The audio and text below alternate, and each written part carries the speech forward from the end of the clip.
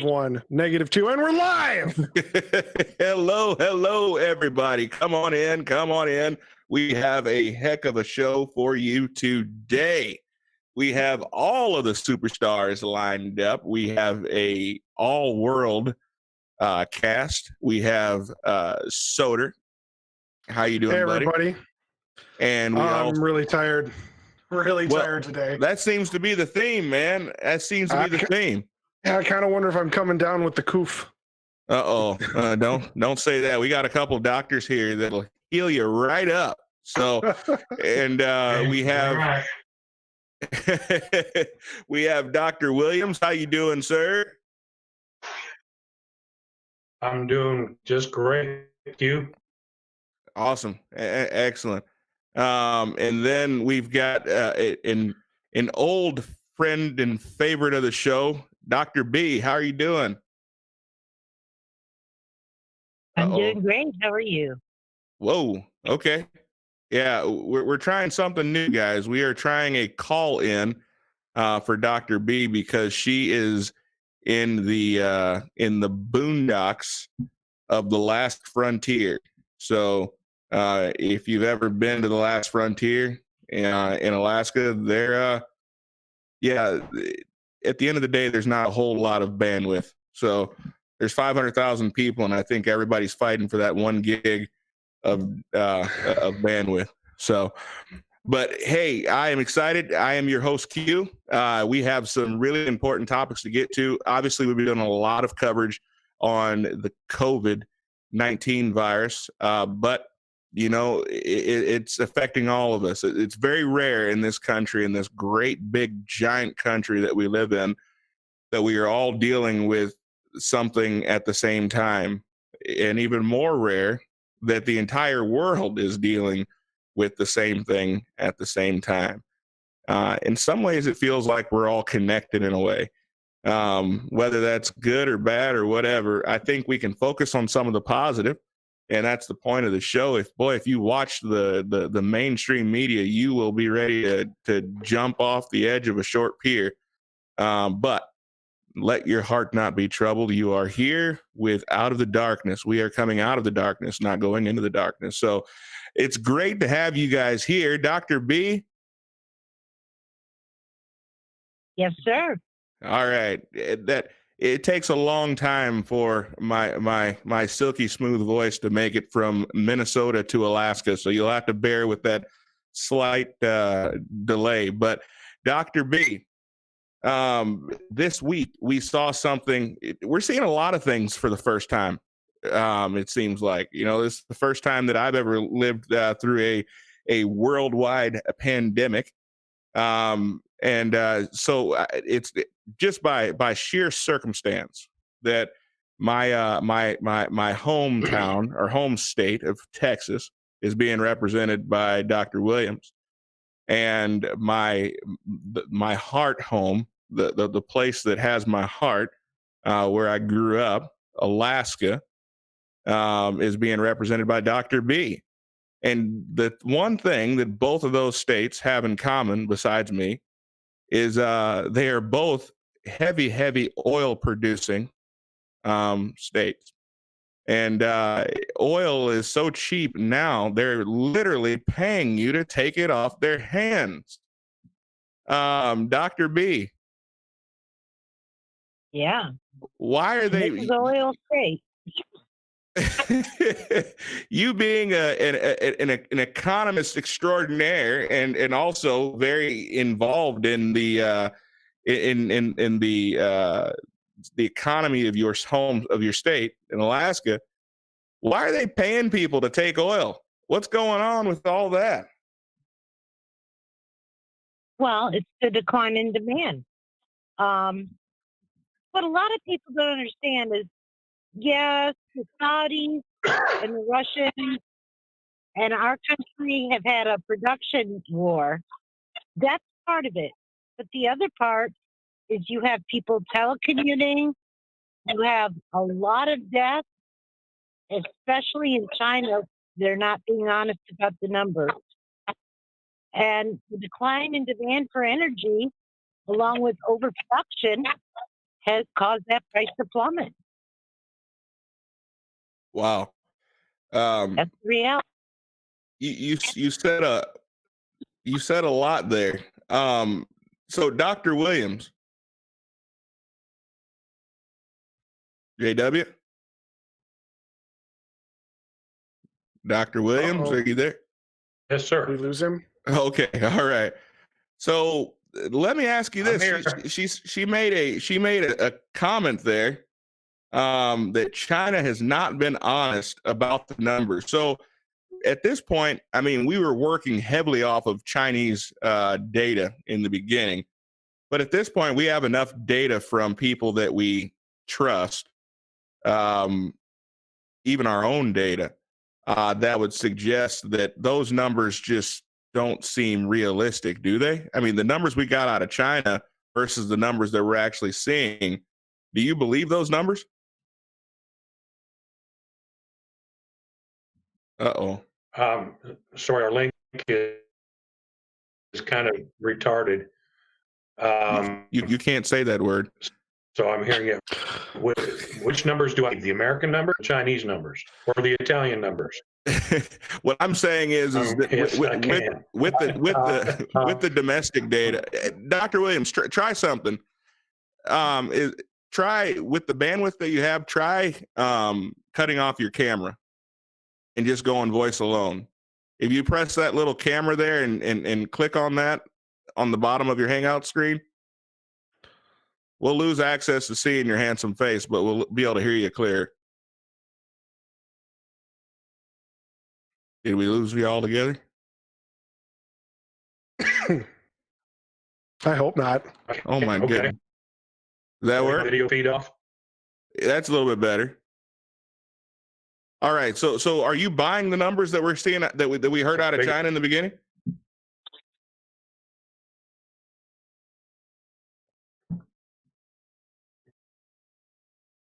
Sorry, I can't.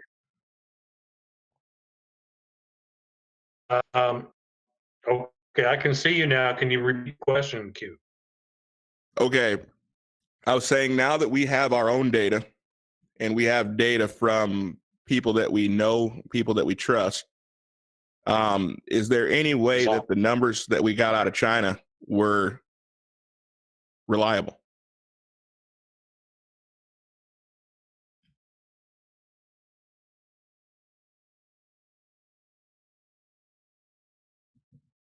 Uh-oh.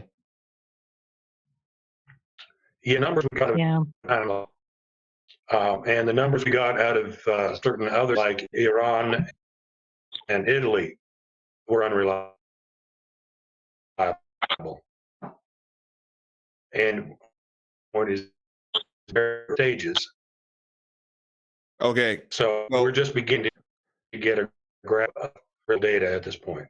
So Jim, can you hear me?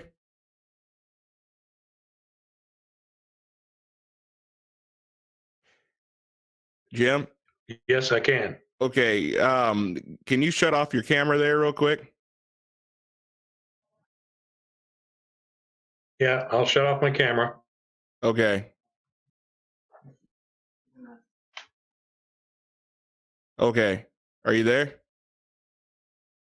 Can you hear me Yeah, now? can you hear me better now? A smidge better. Yeah, you're breaking up quite a bit. I think the problem is I that hear you better now. Yes. Can you hear me? I hear you Oh, that perfect. sounds much better. You want me to try call? Okay. Yeah, why don't you try calling in?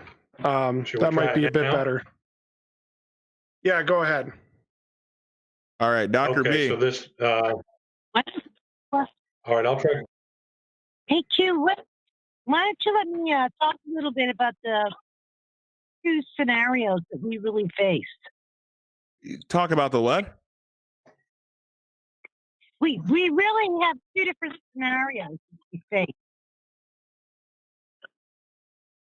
Two different scenarios. One scenario is we burn the virus out. And the second one is that we go into this hammer and dance. Lockdown, out for a bit, lockdown, out for a bit. So are you getting an Where we're echo at, from? Hold on, Dr. B. Hold on. Soda, are you getting an echo? Yeah, I'm getting an echo. Hold on, Dr. yeah, me too. Yeah, I'm getting an echo. Hold on, Dr. Yeah, I'm getting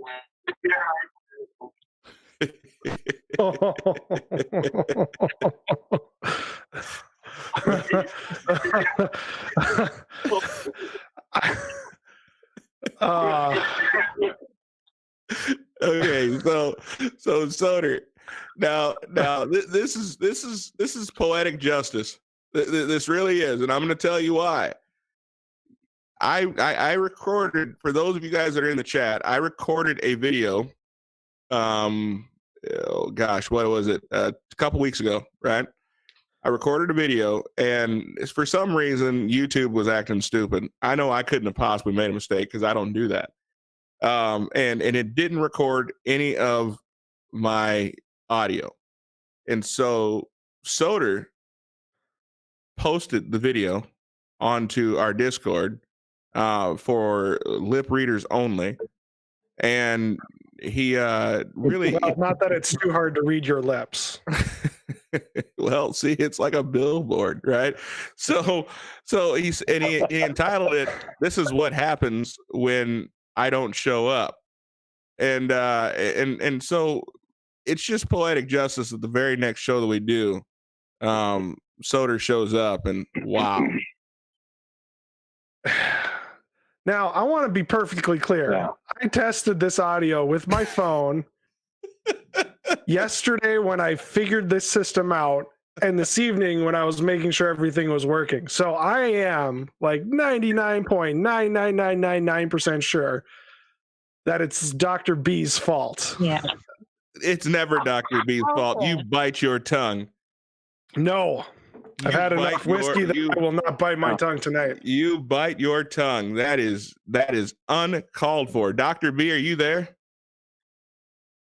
Yes, I am. Okay. I'm amused. Okay, so you sound pretty good now. And And you're here can you also? hear me now too? Soder, I guess yes, we can, Doctor. Okay. So I'm just on audio now. You don't have my pretty face looking. I can take my shirt off now. Yes. You can do the rest of the show in your boxers if you so choose. I want to give you guys some things to think about. Okay. I don't know how many of you remember the original SARS. The original SARS. Right. Okay. What happened with that? But it just disappeared, right? Right. Well, not really, because clearly the interior. Clearly it didn't. Oh, we're on day. The original SARS burned out. Well, the original one did, but this one seems to be. I mean, isn't this SARS 2? If I'm not mistaken, isn't this a mutation of the original SARS virus? Well, it's gain of function. Yeah. So It's a kissing cousin. Here, Up here What was in Fairbanks, North Pole, we were the epicenter. We have had 0 cases for 14 days. okay? So what are you guys doing differently Anchorage? besides having fewer people? Is it the cold that's killing it? Well, no, we're in almost 24 hours of daylight. Okay. It's still cold though. Well, yeah, but it's April So and it's Alaska. so the song used to be, it's springtime in Alaska, it's 40 below. So at least it warmed up to 40 below. But so doctor, doctor, we got both of you guys are doctors. Sorry. So Dr. Williams, the question I would have is, our governor here, we've been very fortunate in the small community that we live in. We haven't been too terribly affected as far as cases go. We've been incredibly affected. Sorry, by the widespread fear mongering, and also the pro the measures that have been put in place, the safety measures that have been put in place for the entire state. I know that you have said that you are in favor of those measures. Do you still stand by that? Do you still feel that the measures that the president and the governors have put forth have actually been warranted? I'd like to hear both of your opinions on that. Well, from my perspective, in the first place, when I've gone through several evolutions on my view on this, and initially I thought we didn't have to do anything particularly special, but then as the model that came out, particularly the model that came out of the economists in England, who based their numbers on the Italian and Chinese numbers, it looked like we were going to get our medical critical care capacity was going to be overwhelmed the way it was in Italy. So under that supposition, I said yes, I'm in favor of going to as much limitation of contact as we can, flatten the curve and reduce the amplitude of the spread. So in other words, flatten the curve. Okay. And that was the sole purpose of that was not to prevent people from getting the infection, but rather just stretch out the duration. So the number of people getting sick wasn't going to be appreciably different. It would just be lengthened over a lengthier period of time, which would then allow our medical systems to get ready, increase in capacity somewhat, and then be able to not get overwhelmed and not have people dying in the parking lots and the waiting room. Well, what we found out has happened is that we haven't approached capacity, except in a few hospitals in New York City and New Orleans. So for the most part, the need for instituting the restrictions, the cower in place, shelter in place, I guess is the more appropriate way to put it. The need for that has already been obviated by the way things have spread out. So at this point, we're not really accomplishing anything more than we wanted to accomplish going into this. So on that basis, I don't see why we're not increasing bringing the economy back, getting people back to work. That's doing a lot of damage, and we've accomplished, or maybe the disease process accomplished it for us, what we needed to have happen. I don't see the point, other than, still restricting large, gatherings for the next few months, weeks to months. I think there's no reason why we can't be opening things up. So how do you feel about that, Dr. B? Do you agree with that, or do you disagree? Well, here in Alaska, we are opening up. Okay. Right. Yeah, And so absolutely. do you agree? Do you agree with that? Well, I mean, isn't your whole state social distance all the time anyway, though?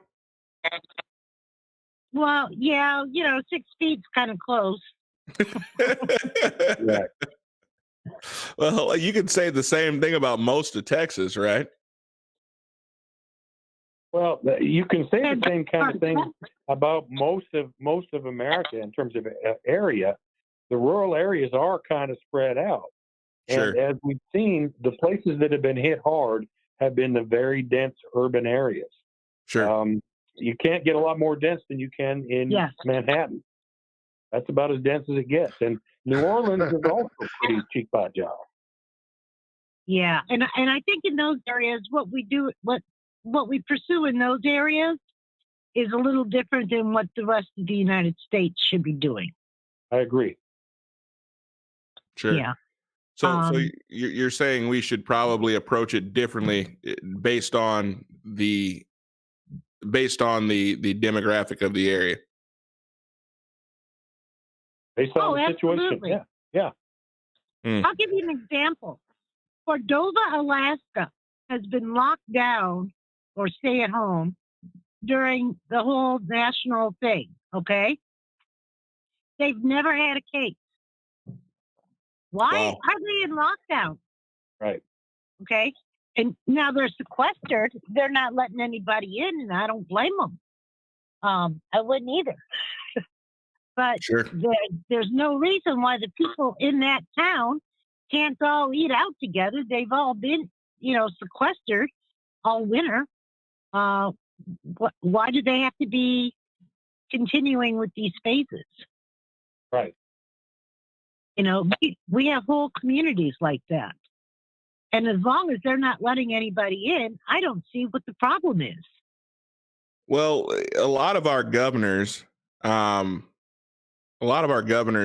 saying that they don't feel comfortable opening things back up until we have a vaccine. Um, how do you feel about that, Dr. Williams?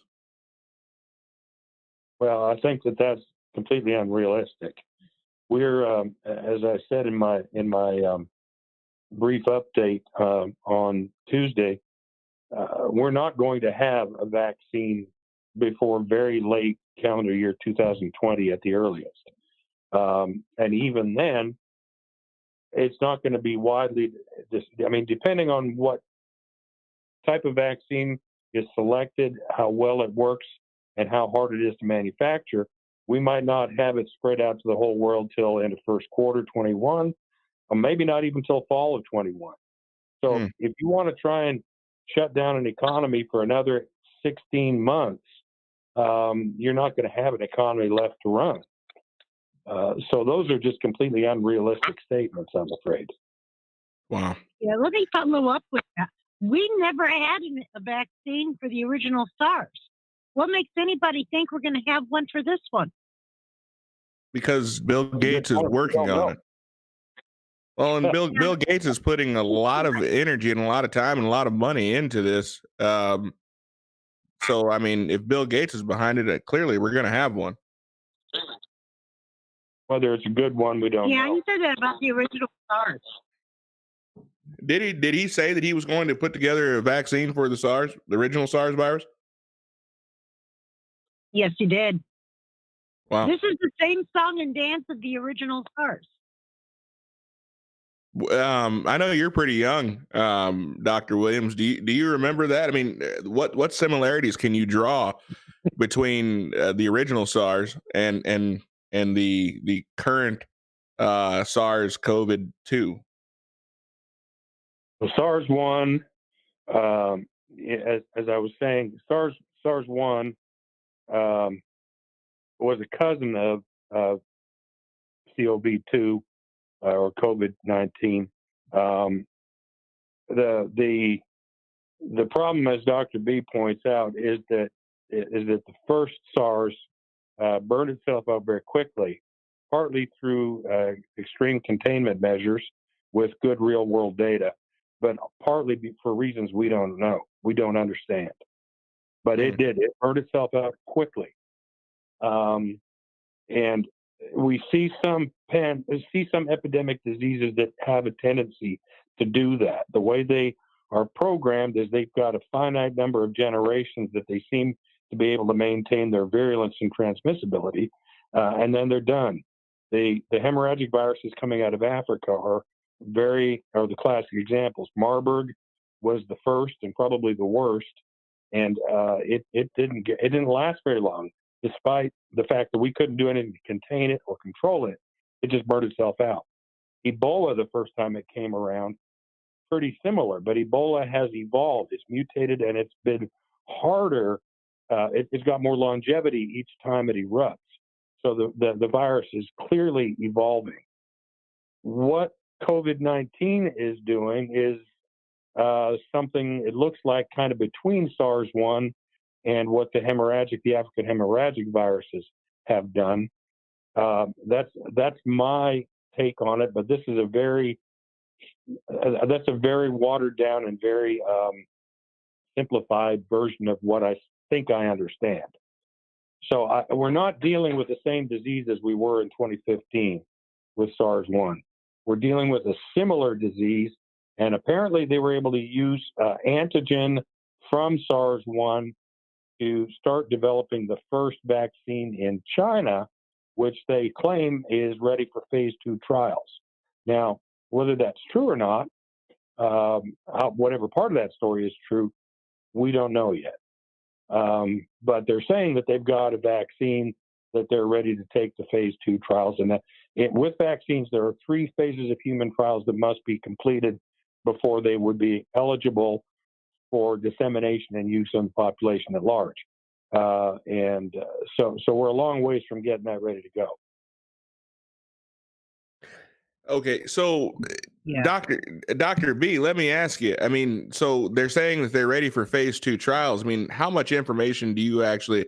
I know you to be a lot more skeptical of the CCP than most. How confident are you in that second phase trial? And first off, and second off, how confident are you in a Chinese? I know this kind of delves into conspiracy a little bit, but at the end of the day, how trusting are you of the CCP in this second stage of the trial? Well, first off, when I see what's coming out for antibody tests only being less than 80% of accurate, what I see of the PPE coming out of China, what I see of the big testing problems they've had on the tests they've exported, I don't think I'd want to rely on a vaccine from China. There you go. I really don't. I don't, I don't believe their data, not for a minute. Secondly, and here's the reality.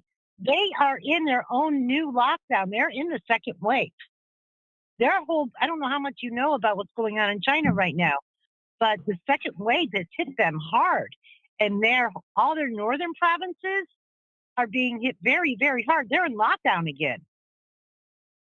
So if they have a vaccine, they're going to have to use it on their own people first. So even if they do come up with one, let's see what it does to their people. And I'm not optimistic at all. Are you more optimistic about it, Dr. Williams? No, I'm in agreement with Dr. B. I'm at this point, the made in China label on all medical products is highly suspect. So what are you hearing about the antibody test? Because that's one thing that you mentioned the last time you were on the show. Because I asked you point blank, do you feel that every American needs to have the vaccine? And your answer to me, and correct me if I'm wrong, your answer to me was we don't need to rush to vaccinate everyone before we see who has antibodies and who doesn't. Do you still feel that way? And do you feel that we can accurately test for antibodies currently as it stands? Well, yes, I still feel that way, provided we can accurately test, and we're using antibody testing that I don't. It's beyond my level of expertise to know whether the antibody test they're using is adequate for getting accurate numbers. Because, and here's the problem: we know that the virus has already done some significant mutations since it first appeared in late fall, early winter, and we don't know that further mutation of the virus may make the antibody testing we're doing now obsolete in 3 to 6 months. That would mean that we have a very fast evolving virus, fast mutating virus, and we don't know if that's the case or not. So, I mean, all I can do is report what I'm reading in the literature, and I have to trust that the people who say they have an accurate antibody test are telling us the truth. And then I have to trust that they're using it correctly. And if they are, then the numbers that they're giving us are very encouraging. But if there's anything falls out in the middle of that chain of logic, then all bets are off. So to be clear, Dr. B, you were referring to the antibody numbers that were coming out of China, correct?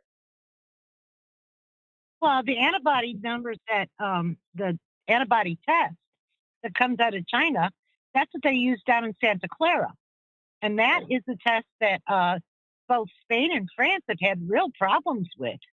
And no, I don't have any faith in that test whatsoever. Because it has to be, you have to have a degree of specificity as well as a degree of accuracy. And, you've got an 82% chance of a false positive. Well, if I'm told I have an antibody and I have a false positive, then I go on my happy way, then I could come down with potentially come down with COVID-19. And that's what they're finding in Korea. They tried relying on those original Chinese tests. And in Europe, they've had the same experience with the Chinese antibody test. So I would like to see an antibody test first that's not from China. And I think that's what they're working on in New York. But secondly, we don't even know if the antibody does confer immunity to all the strains. There is a very big difference in the West Coast strain and what is going on the East Coast in New York. Now you mentioned that. Now that's wait, hold on. Before we move on from that, you mentioned that, and that is my first time, and I've been on top of this. I feel that I have. That is the first time that I've heard that news or heard anyone say that. So are you saying that you believe that there is a East Coast, West Coast version of COVID? Well, what we have on the West Coast out here is what we call the original Wuhan version. Okay. Okay. When it hit Iran and Italy, there was another strain that was called the Shandong strain. And if you go on next strain, which is on GISAID, you can track the phylogeny. On the if you take a look at that, the way it went to New York is it hopped from Shandong to Iran to Italy, and from Italy, Spain, and New York, and England. In contrast, there's yet another version, which is called the Dusseldorf strain, and that's what they've got in Germany, Sweden, Norway, in the Scandinavian countries. And that was a different introduction from the introduction that was in Iran and the introduction that was in Seattle in California. So, Dr. Williams, are you seeing these different strains popping up as well? I'm not keeping up on the strain issues as much as Dr. B is. What I've been looking at is I think Dr. B is mistaken on the antibody test used by Stanford University. I'm aware of at least 5, 6, 7 different antibody tests not originating in China that are being used in Europe and in the United States. There's the Mount Sinai, IgG, IgM. I think the one that I'm trying to find right now online, I'm trying to find the original paper from Stanford on the IgM, IgG.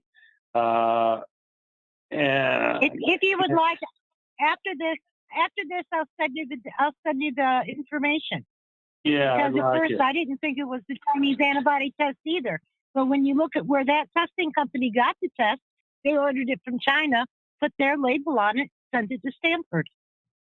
The same test. Yeah, well, I'd have to see that myself. That's not what I'd read, but sure, I'm happy. I'm prepared to be proven wrong. Well, I'm happy to. I'll send it to you. I got the information from a pathologist, so you know. So, let me ask you this. Really careful. So, Dr. Williams, let me ask you this. So, if we're looking at an antibody test that is showing us that that we understand that the nature of viruses is that they are going to go through mutations. They are going to change from year to year, from season to season, similar to the way we see the flu virus does. We haven't seen incredible accuracy with the creation of the flu virus or the flu virus vaccine from one season to the next. What do we do about it seemingly, now I could be wrong, but a seemingly very fast mutating virus like COVID-19? Help my audience with how do they develop faith in a vaccine for a virus that seems to be mutating so rapidly? Well, that's a good question, and I don't know that you can. I mean, I don't think I'm going to have faith in it either if it's mutating that rapidly. You know, we see this problem with seasonal influenza where the virus changes its surface appearance, its antigenic appearance very rapidly from one year to the next. And as we're all aware, the World Health Organization looks at a bunch of different strains from a bunch of different labs and decides which strains are most likely to be a problem in the following year. And, 9 to 12 months ahead of time, tries to order the vaccines that are going to meet those 2 or 3 or sometimes 4 strains, and sometimes they pick wrong. So this is why we've only got about a 50% compliance rate with the influenza vaccine, seasonal influenza vaccine, and this is a big issue.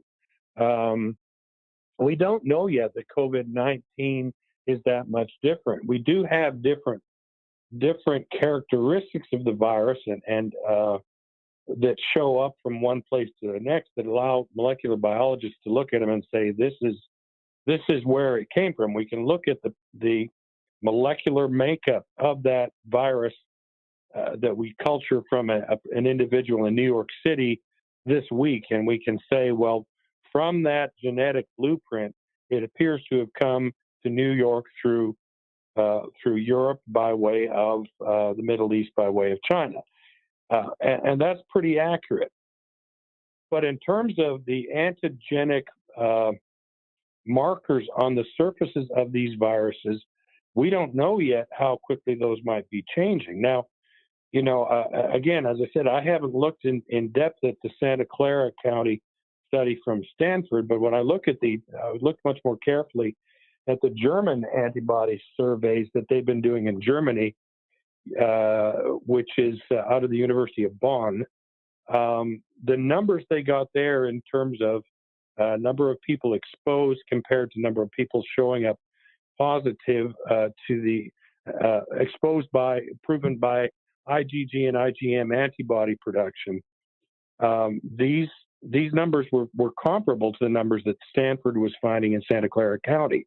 Now, the sensitivity and specificity of that test was between 96 and 99%, depending on who's doing the testing. So that's a pretty good specificity, which means that the virus isn't, the antibody test they're getting for it is picking up on the positive tests, but it's not picking up on stuff that isn't really virus and saying that it's positive.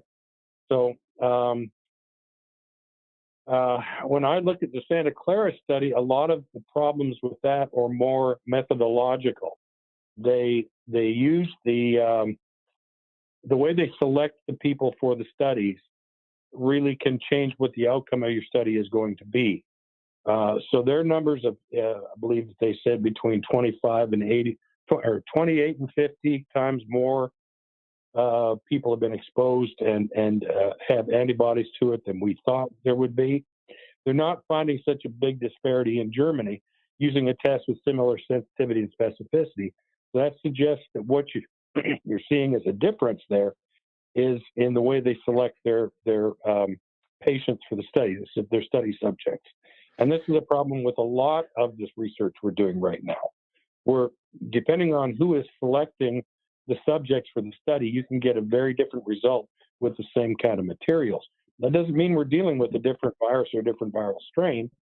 It means that we're not consistent from one study to the next on how we're picking the people to test. Okay, so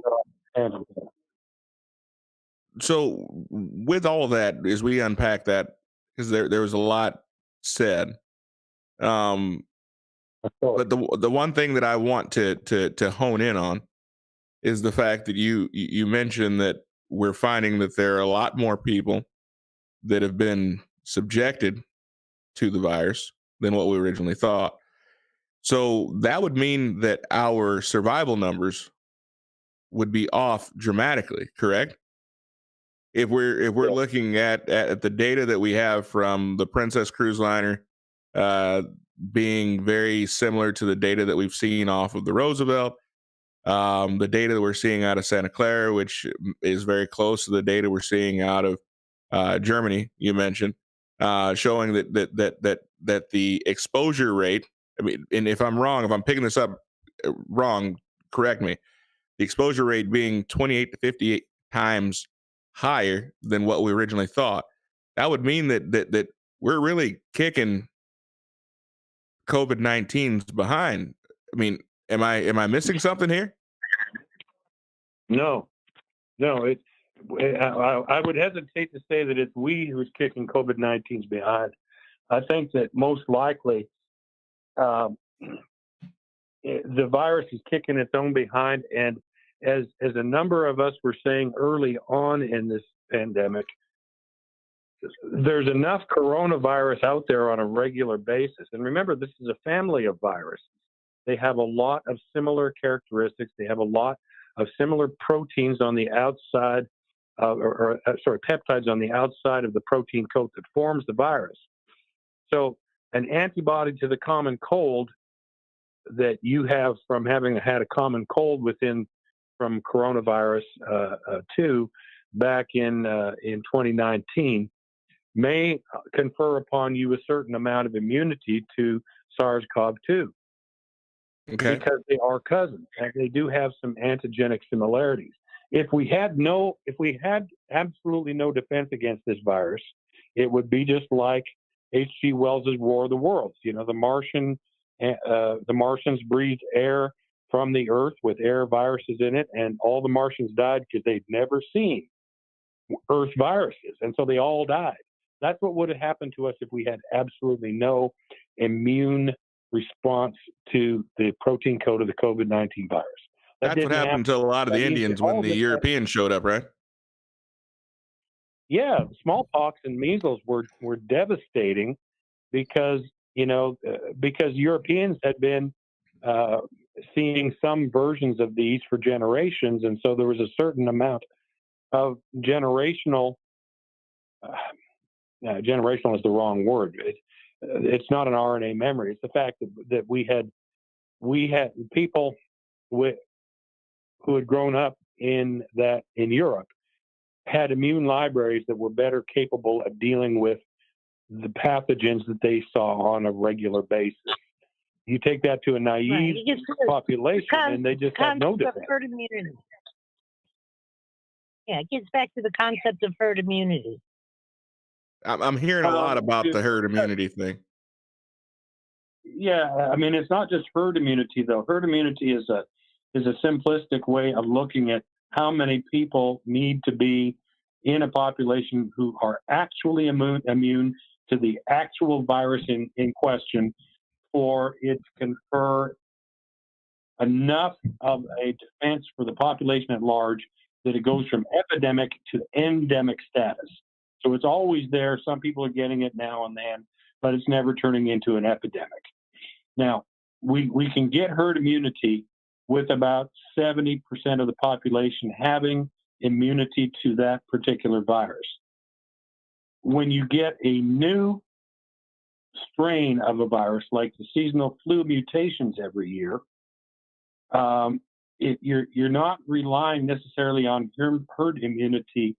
What you're relying on is individuals having enough of immune library to enough forms of previously existing influenza that you've got 4 or 5 or 10 antibodies in your immune library as one individual that recognize parts of and are partly active against this new flu virus. So this is what I'm saying is happening here. You've got a lot of people who've been exposed to many coronaviruses who were able to mount enough of immune response that they didn't get sick at all. You had other people who were able to enough amount of an immune response that they got a little bit sick, and others who were less of an immune response that they got a lot sick, and even others who were much less immune or had less of the ability to mount an immune response, they got really sick. So it's a matter of what do you have in your system individually, and then what do we have in our system as a population or the herd. And the two are not necessarily the same thing, but they interconnect. This is where we get into the concept, and I might have mentioned this to you, Q. I think we talked about it at one time. In 1982, I came down with influenza A, and I nearly died. It was actually the event that got me out of teaching school and going back to medical school. I had an actual out-of-body experience. I left my body. I looked down upon it, and I thought I was leaving the world. It was a very profound experience, and it changed my life. But that was influenza in 1982. I have been getting influenza vaccines mandated by law as a physician. I've been getting them since 1988. I haven't had influenza again, even though I don't think that the vaccines each year are doing me that much good, except that the cumulative benefit of exposure to that much virus has made my immune system a bit more robust than the average person. And a lot of ER docs have the same belief. We don't have the data to back it up, but it seems to hold true considering how many sick people we deal with every year. Well, I would have to agree with you. I've only ever had the flu twice. Unfortunately, both of the times that I've had the flu have been directly after I got my vaccine. So I must have really bad luck.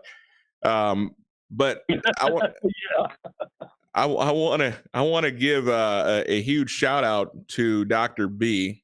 Dr. B hipped us to this fantastic drug about 2 months ago, and she told us to look out for remdesivir. Did I pronounce that correctly, Dr. B? Yeah. remdesivir as being a fantastic drug moving forward, fighting against COVID-19. And this had to have been, I'm assuming, about 2 months ago, if I'm not mistaken. And I had to have her mention it a couple times. I had never heard of the drug, and it sounds like, at least as of right now, that those tests are the trials look good. Have you heard much more about that, Dr. B? There's been some hiccups with remdesivir as well. There's three primary protocols you can go after. One is hydroxychloroquine with zinc, and nobody's putting it with zinc. They put it with a Z-Pack. I don't understand it. HCQ works because it's a zinc ionophore. It helps you absorb zinc. That's the first one. The second is obviously remdesivir, and the third one is ivermectin. And probably on the West Coast, you're seeing ivermectin being used a little bit more. I've got some of that in my barn. I give it to my cattle. Oh, you do? Oh yeah. Like it's for parasites. Yeah. Yeah. Yeah. Give it to them for worms. They're finding that it works actually just a little bit better than hydroxychloroquine. Doctor, so wait, ivermectin, Dr. Williams, have you heard this? Yeah, I've looked at some of the stuff. It seems to have got some early play. It's pretty early in the study of it, so I'm not. I haven't looked at the ivermectin angle real closely yet. The remdesivir study being done at University of Chicago has had some pretty good results. As Dr. B points out, there's been some hiccups. The biggest objection a lot of people have is that the trial is being funded and essentially administered by Gilead, the company that manufactures it. That's kind of a conflict of interest issue that some people have been pretty unhappy with. But this is kind of wartime. You have to overlook some of those things, and as long as we're seeing good methodologies that are being followed by all of the participants in the research protocols, and the results are being controlled adequately, and the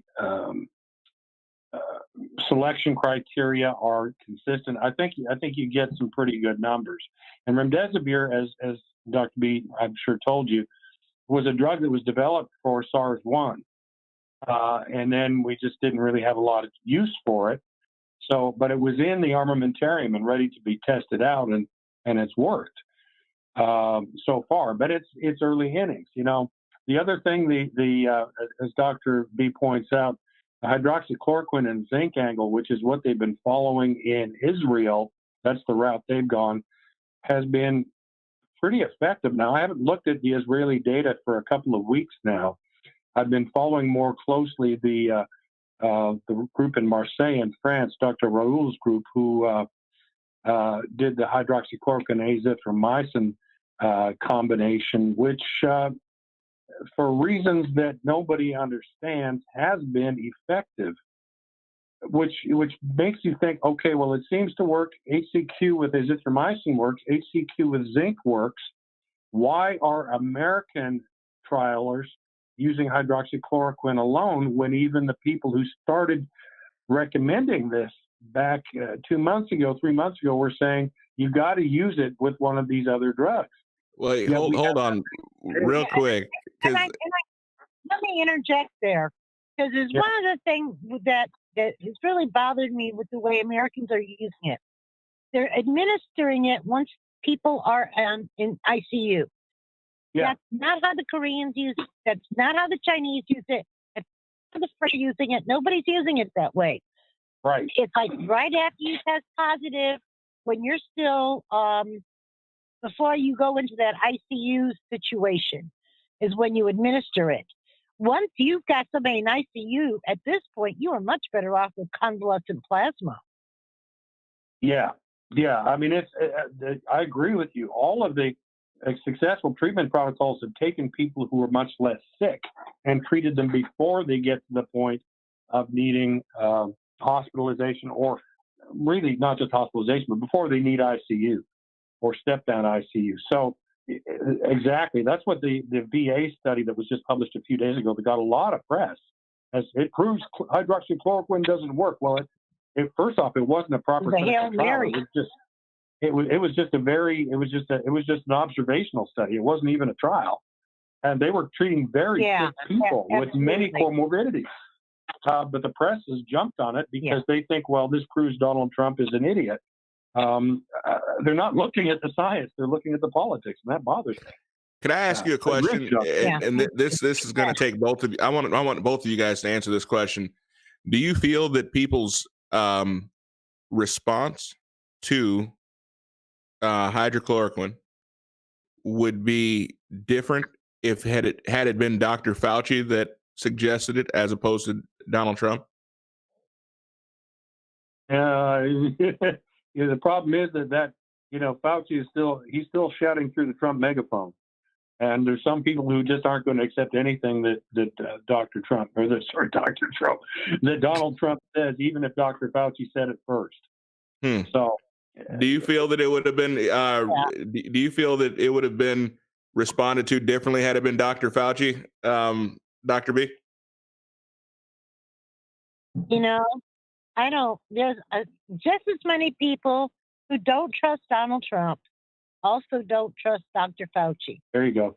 And I don't want to get into a litany of his sins, but Dr. Fauci's hands are not clean in this matter. No, they're not. I'm just going to leave it at that.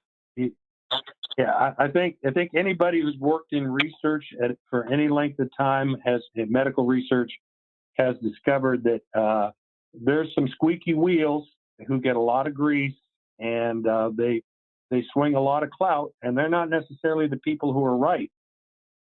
We see that in my field, biochemistry, biochemical endocrinology. A lot of good science was shut down by people who had a lot of clout. And Dr. Fauci has a reputation of being one of those people. So, well, this is cool. To find a subject that all three of us can agree on. I'm not a huge fan of Dr. Fauci, although he is he has a lot more education than what I have, so I'll give him that. Whether or not he is. Well, let me let's just talk about his role in the current debacle. His National Institute for Health and Allergy Studies funded the lab in Wuhan. Yeah. Repeat that again. In this matter, Dr. Fauci's National Institute for Health and Allergies Research, whatever that's called, the NIH, they wrote a grant for that lab in Wuhan. They funded this research. Okay. I hadn't heard that.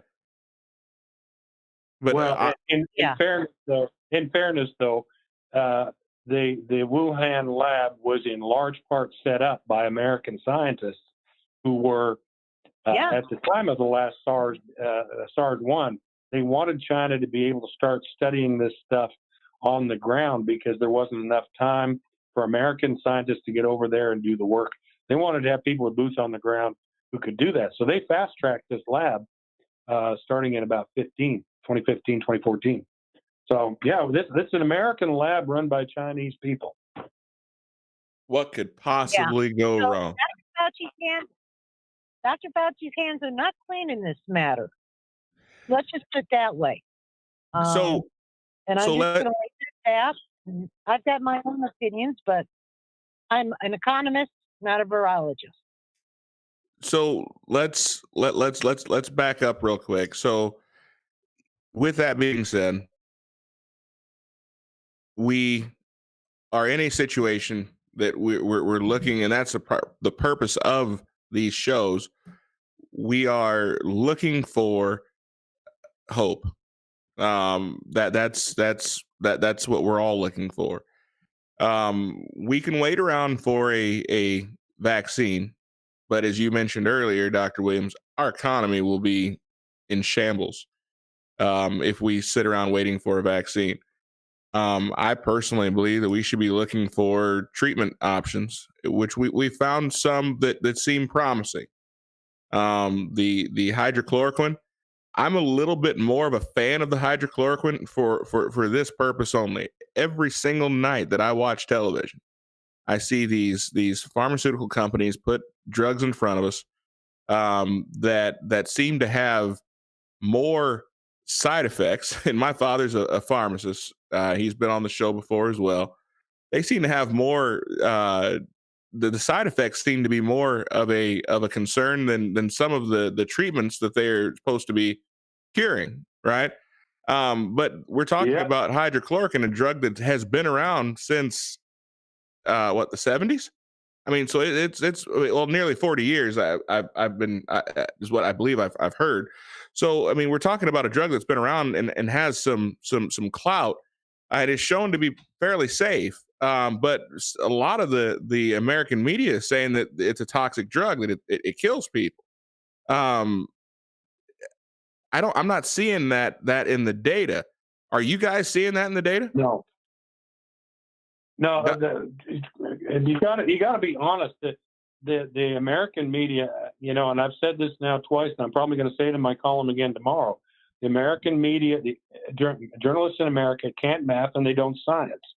They haven't got the basic knowledge base to be able to say to understand that there's a difference between chloroquine, which is quite cardiotoxic, and hydroxychloroquine, which is very safe in terms of cardiotoxicity by comparison. So they keep jumping on this cardiac toxicity. I keep reading again and again, people saying, well, if you take hydroxychloroquine and you mix it with azithromycin, it's much more cardiotoxic. And I've been looking for data on this. And I was actually looking for data on this today. I'm not finding this. I'm not sure where people are getting this from. But I'm it comes confident. from the QT prolongation is what the American Cardiac Association is saying. Yeah, but we see QT prolongation in the ER. I do 20 EKGs a day. I see QT prolongation in 4 or 5 of those every day. There's so many drugs that prolong QT intervals without producing a significant arrhythmia that you can't consider QT prolongation a toxicity. It's just a phenomenon. No, I agree with you. And not only that, they're taking some of the toxicity stuff from people who have been taking Plaquenil, which is hydroxychloroquine. They've been taking it for 15, 20 years for arthritis. All right? We're only talking about one, maybe 2 weeks for COVID-19. It's very different. It's very different. Yeah. You also have to take into account too that these cardiac patients, or these patients who are on multiple drugs for, including Plaquenil, typically go through a lot. They use a lot of steroids. They use a lot of other drugs that have prolonged terms of effect that can be very deadly over a long period of time. So we have the issues of polypharmacy that are tied into that. That again, I think I'm just putting different sides of the same jewel as you, Dr. Right. I don't think that this drug is anywhere near as dangerous as the media is trying to make it out to be. Oh, no. And, it's funny that it wasn't even regarded as dangerous. I mean, Doctors Without Borders, those guys all took it out of the gate, leaving the country when they were going somewhere where they had a lot of malaria. Yeah. This is not a drug this isn't like crack or something like that. This is one step up from aspirin as far as its longevity and safety profile. Yeah. So I'm not gonna lie to you. I'll be honest with you that I'm not a big fan of the remdesivir. studies. If I were to base it off of one thing, it's the price. The cost of remdesivir versus the price of hydrochloroquine. I don't trust it. Oh yeah. We're talking about Remdesivir is $1,000, $1,000 a dose, I think, isn't it? I haven't even looked at the price. I just know it's expensive. It's a high dollar drug. well, those are the numbers that I've gotten from my friends that are that work in the pharmacy. So so obviously when I'm hearing I don't trust a lot of pharmaceutical companies. I know that makes me sound like a conspiracy theorist, but obviously they have a job to do, and that is to turn a profit. So when I see a study being conducted by the company that produces remdesivir, I feel like it's the fox guarding the hen house.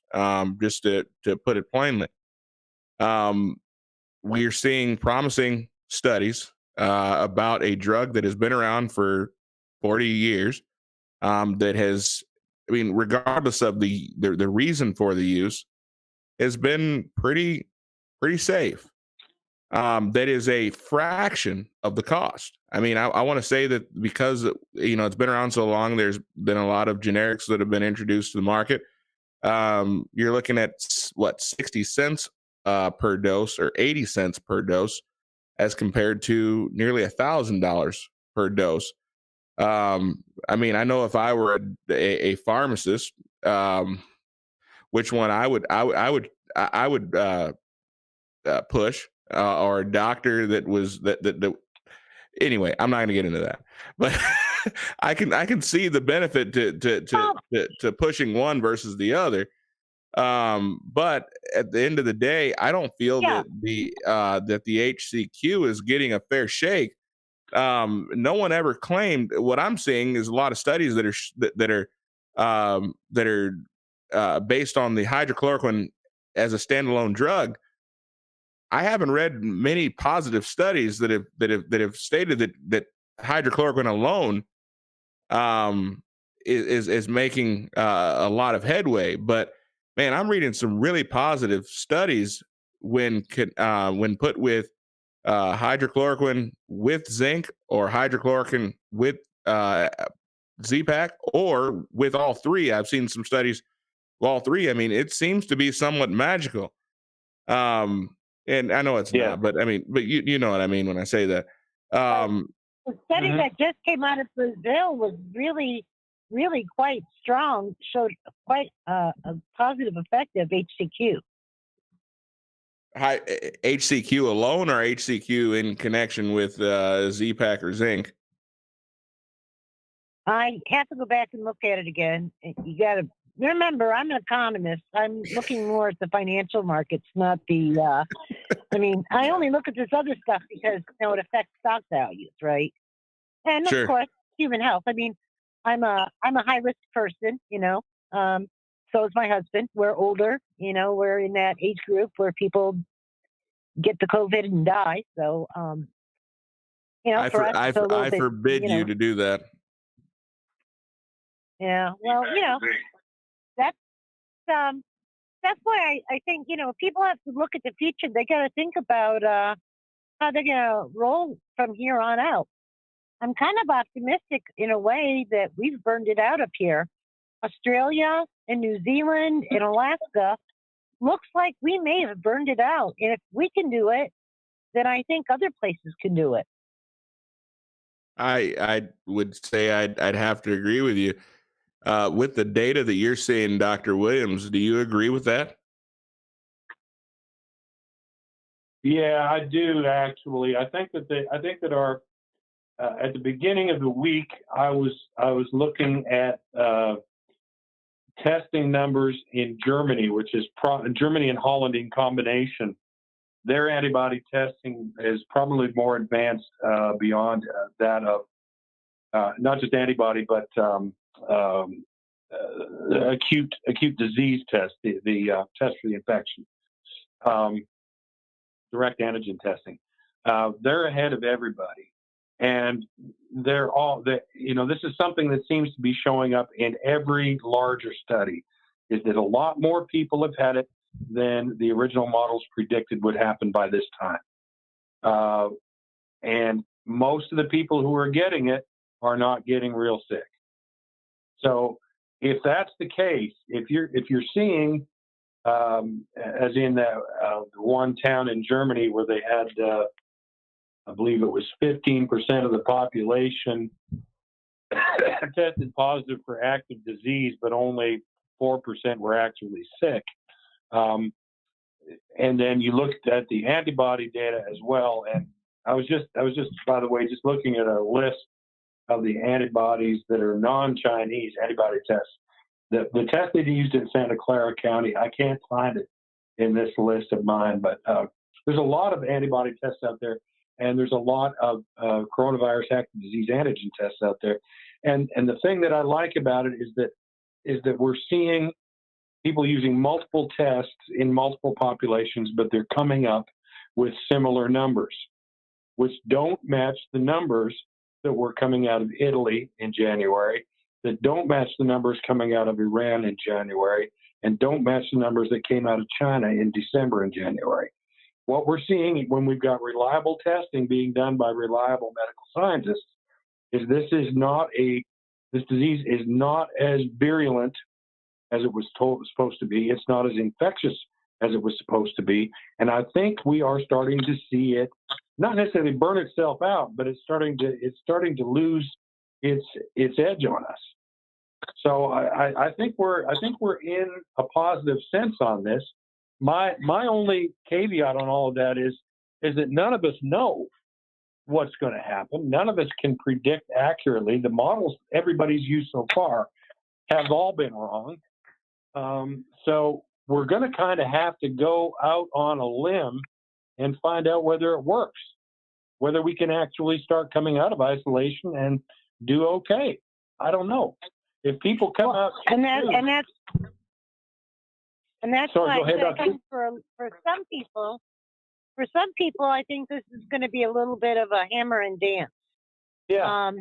We get out and see how things go, and if cases start popping up, then they'll have to shut everything down for a week, maybe 2, and then come back out again.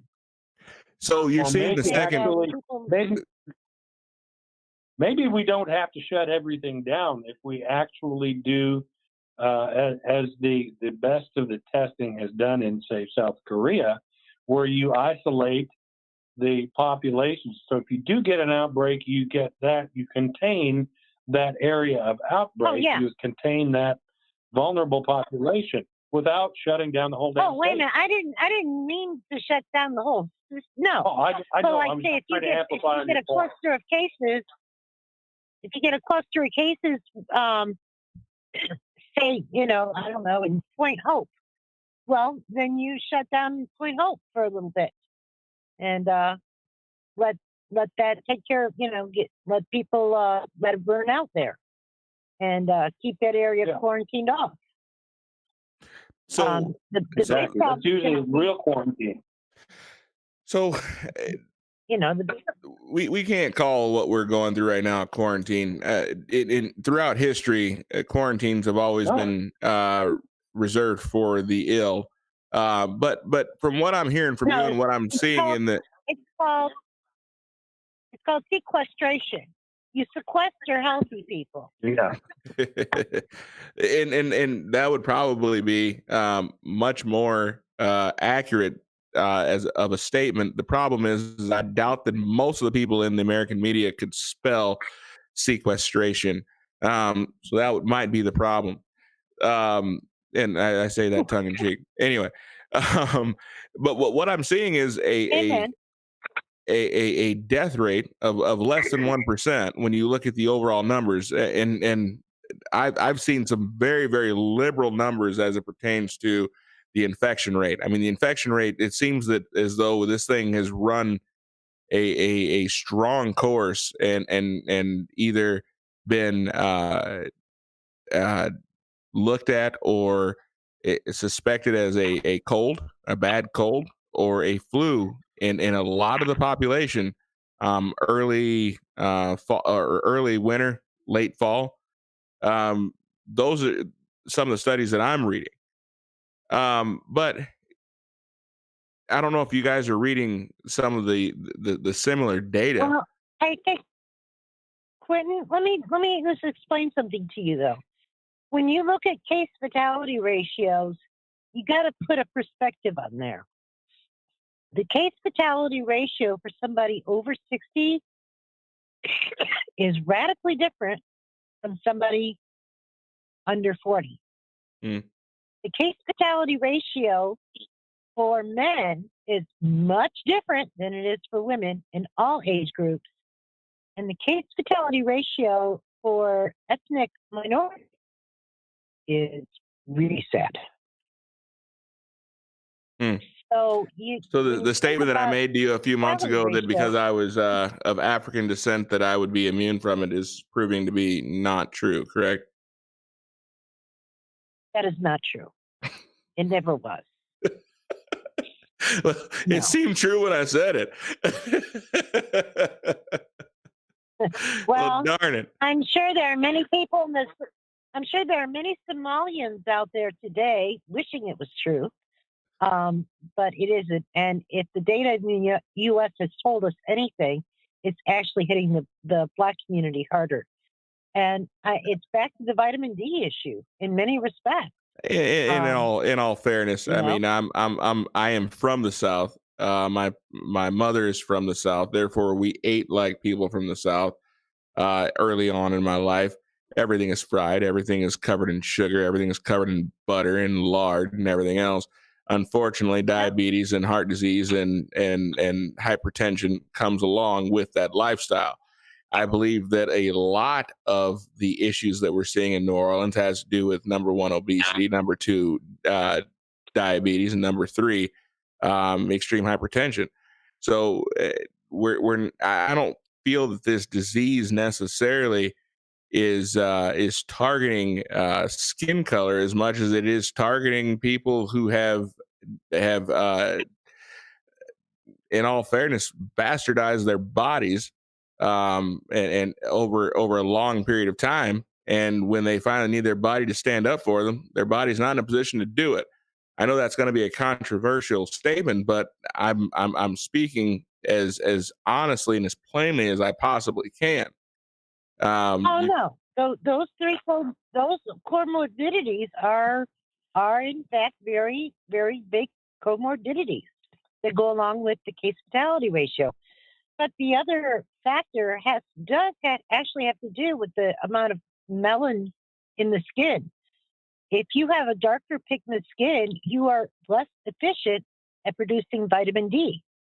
The reason why white people evolved into white people is because they needed to be able to generate vitamin D from the sun, and they were living in northern latitudes.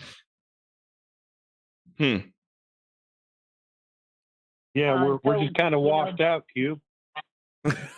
Yeah, we're just kind of bleached out because we needed to make more vitamin D. Yeah. You know. Well, there's some science to back that up.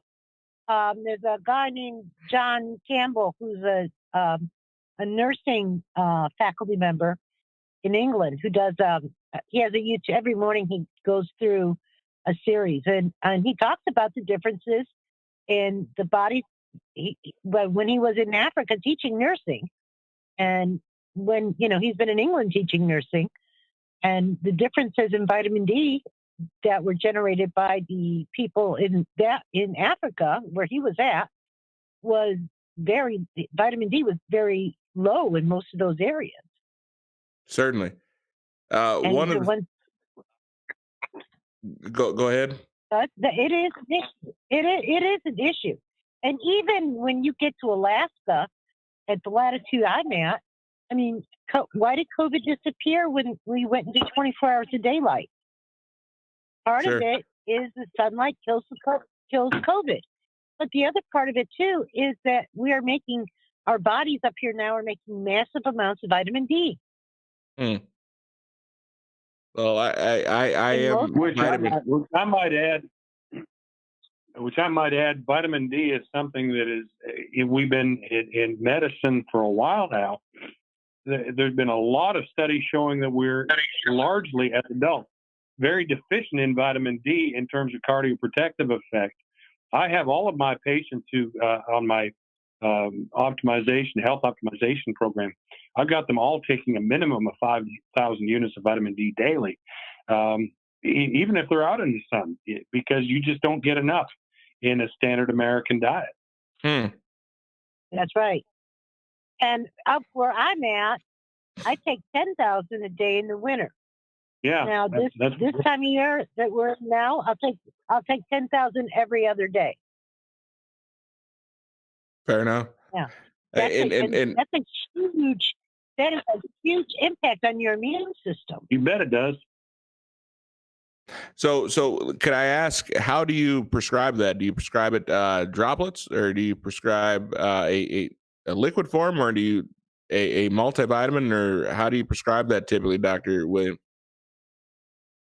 You get that. You can get that at any vitamin store. It comes basically as a fish oil. Comes vitamin D, 5,000, anywhere from 1,000 per capsule to 10,000 units per capsule. You can get at Walmart. Now, is it better as a plant based or a animal based? No, it's animal based. It's an animal based. It's a lipid soluble protein. But the thing with vitamin D is that your body can't optimize the use of it if you're not getting enough vitamin A and enough vitamin K. So I typically, I'm not a vitamin salesman, but I carry it in my clinic for people who I'm optimizing their health as an ADK combination. But you can buy that anywhere. Combination of A and D. Well, cod liver oil. Our mothers used to give this to us when we were kids. Vitamin A and vitamin D. It's great. My mother never gave me cod liver oil. Thank God. That's because you grew up in the South, man. I eat codfish probably 3 times a week. I eat 2 cups of spinach a day. I take a very good 100 micrograms of vitamin K2, and I take my 10,000 IU vitamin D3. I get mine at Walgreens. I'm not real fancy. No, you don't have to be fancy. There's gel capsules. Yeah, they're very effective. And I tell you what, that's the single most important thing you can do to beef up your immune system and your cardiovascular system. Yeah. So I've been taking 10,000 units of vitamin D for 15 years for cardioprotective benefit. Wow. Yeah. The other thing for antiviral to kind of boost your immune system a little bit, because your health is your most important financial asset. Obviously, you want to be taking some kind of zinc. Yeah. You don't have to go real high hog. Look about, maybe the doc can talk a little bit about what's appropriate. And the other one is quercetin. If you eat a lot of onions, you're probably getting some quercetin. But you can get that as a vitamin as well if you don't want to eat a lot of onions and a lot of elderberry. I take about 3 tablespoons of elderberry syrup every morning, but my wife shoves it down my throat. She makes it. Well, of course, So, Tell her to buy. Have her buy some cod liver oil for you too, Q. yeah, no, I'm good on that. She tried that that Norwegian cold press cod liver oil, and that's awful. Yeah, your burps smell like cod liver oil all week. Oh, what was that, Dr. B? Oh, in a gel cap. No. Your burps still smell like cod liver oil the rest of the week. It's awful, absolutely awful. I want to get on to the financial side of it also, because there are a lot of people who are concerned. I mean, I'm in a position now where I'm looking to possibly sell my home. I don't know what type of economy, what type of situation we're going to come out on the other side. I have tried to be fiscally responsible. I consider myself to be fiscally conservative. And most of the people in this audience that are going to watch this do consider themselves to be fairly fiscally conservative. We're not going to get into the social conservative or liberal argument, but I think most of the people who tune into this show on a weekly basis do consider themselves to be fiscally conservative. So I do want to talk a little bit about where we go from here from an economic standpoint, and how to survive this thing from an economic standpoint. We've talked about fiscally. We've talked about, well, we got into talking about the supplements that we can take, beefing up our immune system. To my grandmother always said, an ounce of prevention was better than a pound of cure.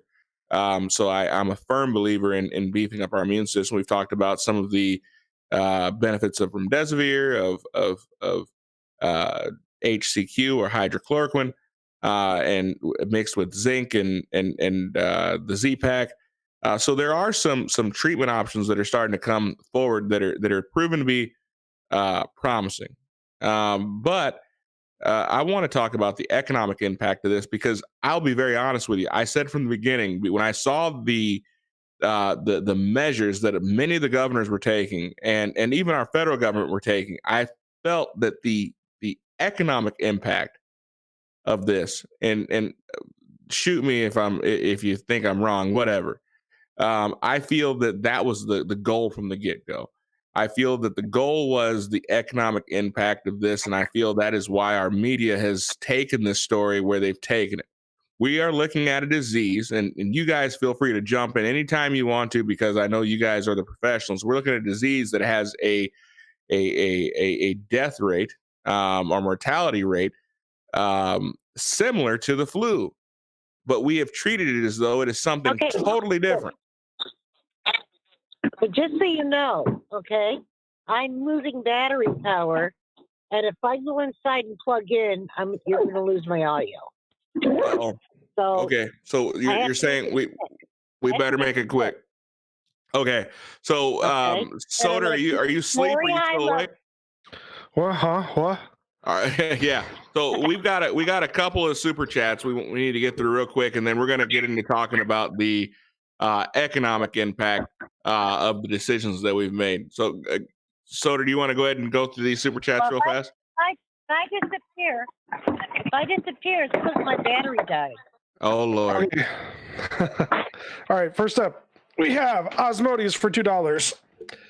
I don't really have anything nice to say about conspiracy stuff anymore, so here's $2. So you have to read about how much I'm gonna hate waking up at 5:30 for work tomorrow. Whee! And that was from our last stream. Apparently, they didn't show up in Streamlabs until after the show. So, also one from last Sunday, also from Osmodeus for $6.66. Scurry numbers and spooky skeletons make me a hobby globby de-gooks. Oh my gosh. Osmodeus. He's one of a kind. And that's all I'm seeing here at the moment. All right, so there we go. Now I see two new ones. Okay. All right. Again, from Osmodeus for $12 this time. Our whale he treats us too good sometimes, I think. If you aren't spending all $1,200 of your Trump bucks getting drunk on Corona Light, you aren't quarantining right. And I prefer Merlot. You prefer what, Dr. B? Merlot. Oh my gosh. Hoity-toity. Yeah, that's when Angela Merkel went into quarantine, her last shopping trip before quarantine, because she was COVID positive, right? Right. Was she got a case of wine and a case of toilet paper. Sounds like that's not enough. Of both things. Oh man. It's plenty of toilet paper, maybe not enough wine.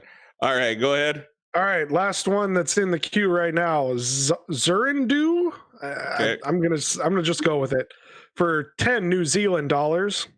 Hey guys from New Zealand, our government is counting probable cases as positive cases. Why do they need to count probable cases in the data? It just seems like it inflates the numbers unnecessarily. Now that seems to be a problem here in the United States as well, Dr. B. I've read several cases or several articles that seem to suggest that we are also counting probable cases in our data. Have you guys seen similar stories? Yeah, I've seen similar stories. Here's the deal, and your friend down in Texas can probably verify this. You're going to have some overcounting, okay? People dying with COVID instead of because of COVID. And then you're going to have some undercounting. That's people dying in nursing homes who are going to be recorded as dying of old age. All right? And No then on one's the other died in side, Minnesota you're of gonna have a old lot of age people in the who last might 3 have- months.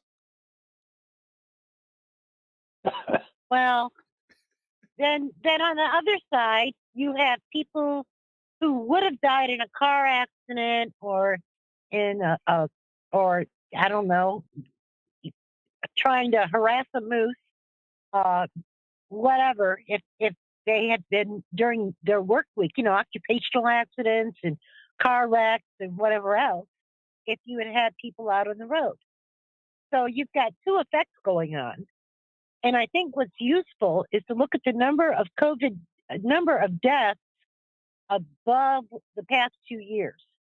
You take a look at what's gone on over the past 2 years, and then take a look at this year with the COVID effect. And that's where you get to really see the impact of COVID-19. Well, it would In look some as though places,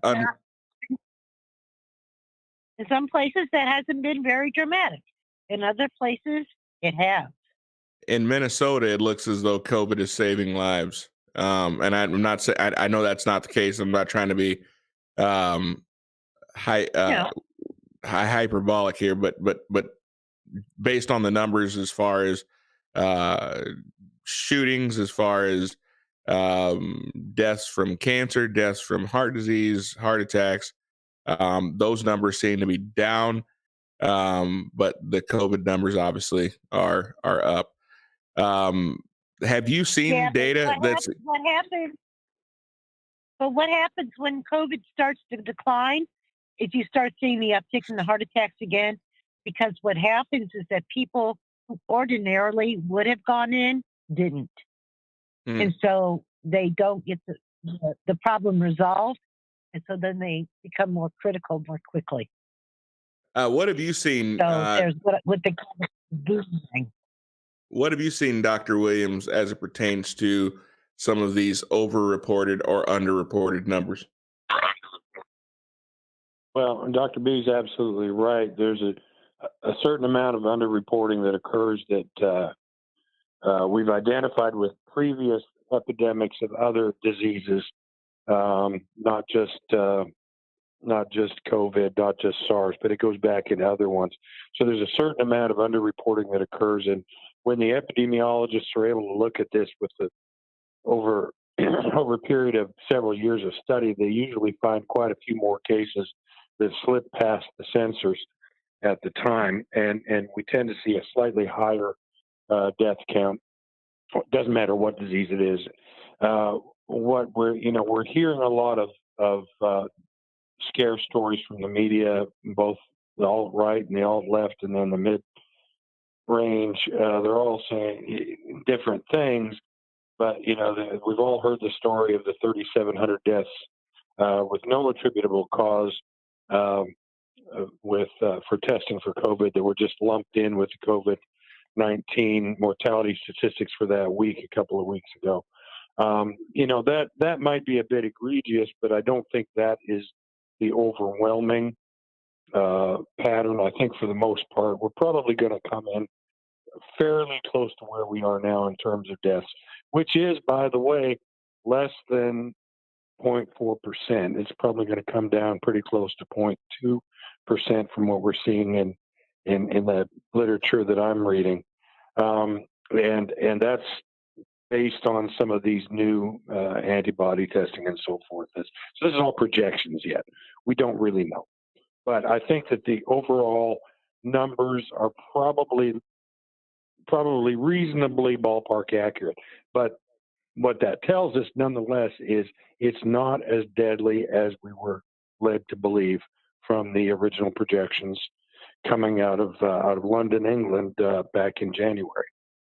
And the other point of all-cause mortality is it's real. You know, all-cause mortality is low, and that's across the board. You know, I'm like a lot of physicians down here in Texas. I've been laid off from my primary job. I'm working, temporary job here and there to keep myself working.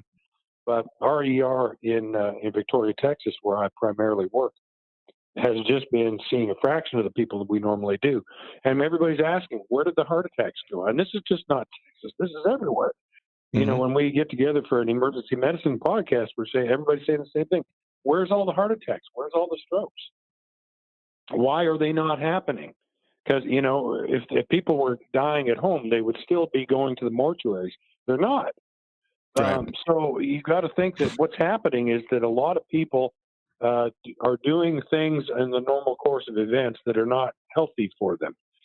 We do know, for instance, in Wisconsin and Minnesota, the first heavy wet snowfall every year, there's a rash of heart attacks as men go out and shovel the snow, pump blood to their upper body musculature that they haven't used since last winter, and overload their cardiovascular system and precipitate a myocardial infarction. Well, this is kind of the opposite effect.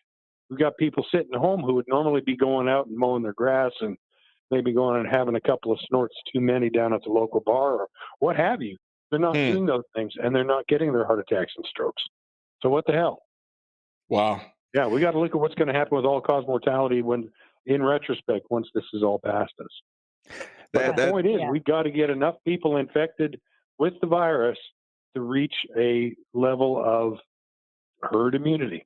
We've got to get enough people infected to say that we've got this thing behind us. Now, whether that happens or whether it burns itself out, I'm going to depart. Now we're going to get in a little bit of the area where we're going to depart. I don't think we should make that a goal to get more people infected.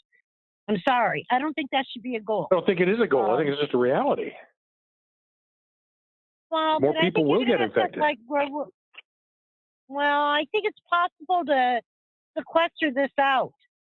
I really think it is. I think we can manage it in a way that we don't have to go out and make infecting people the goal. I just had this debate with somebody actually up here in Alaska because they're kind of mad that the cases are going away because they want to get herd immunity. And I'm like, well, I ain't part of your herd, okay? I'm sorry. And I don't, as an economist, I'm not part of your herd, and I don't want to be part of your herd immunity. I'm not waiting for a vaccine. I'm not going to be first in line for it. And because I have arranged my life to be able to stay at home, I'm not going to be going out seeking COVID infection. Right. You know, and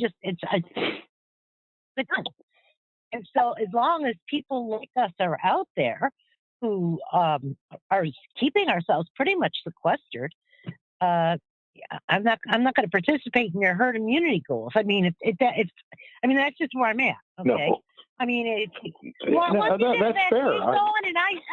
And I see that, you know, like the 2 billion Chinese people on the Russia-China border haven't died from the vaccine. Cool. Let me see how that works out for you, and then I'll think about it. Yeah, I think that's fair. Yeah. No, and I don't know that we're that far apart, Dr. B, because we don't know that we're going to see 60, 70% people develop immunity to this particular strain of coronavirus, because if the numbers and the mechanism I was discussing earlier about partial immunity to other coronaviruses infers a relative immunity to infection with COVID-19, there are people who will not be able to get it, who will never develop antibodies to COVID-19. And so this virus may well, as you put it, burn itself out because it's not a truly novel virus. It's actually just the latest iteration of a whole family of viruses that our species has been dealing with for 1,000 years. Yeah, it's SARS won't gain a function near as I can tell. Mm-hmm. Mm-hmm. You know, So we could I very think well we're on see the this same thing page. peak and peter away without seeing any of the models coming true. Any of the models that we've seen so far coming true. You guys are agreeing far that's too what I'm much. I hoping really for. thought there'd be more fireworks between the two of you guys. Yeah, I'm sorry. Yeah, sorry about that, Q. But here's the deal, Q. None of us really know what's happening. It's going to happen. All we know is some of what's been out there. It's hard to argue when you're most of my opinions are like 70-30 at the strongest. I can find room to compromise with almost anybody. Anyway, no, but I just the one thing that bothers me is there are people out there. They think we should go infect everybody. I'm like, no. Like my mom did with chickenpox, where she invited people over with chickenpox to infect us kids. Oh yeah. So we could become immune to it. You had people doing that. You had people doing that when this first came out. Mm-hmm. People were having COVID parties. It was like, oh my what gosh. are you doing? Yeah. Yeah. We don't need to go that route. That's the first thing that came to my mind. It's like, we go for herd immunity. It's like, what? No, I'm not going to a COVID party. My life has been a COVID party for the last 2 months. We've been stuck in the house and we're just partying, hoping we don't get COVID. But I want to talk a little bit. We're dealing with a disease that has a much lower mortality rate than what we originally assumed. Whether those numbers were purposely inflated, whether or not we erred on the side of caution, I don't know, and really I don't know that it matters at this point. What we're dealing with is something that is, thank God, it's less deadly than what we originally suspected.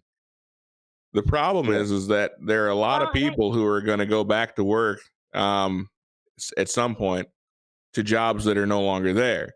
There are a lot of people who are going to go back to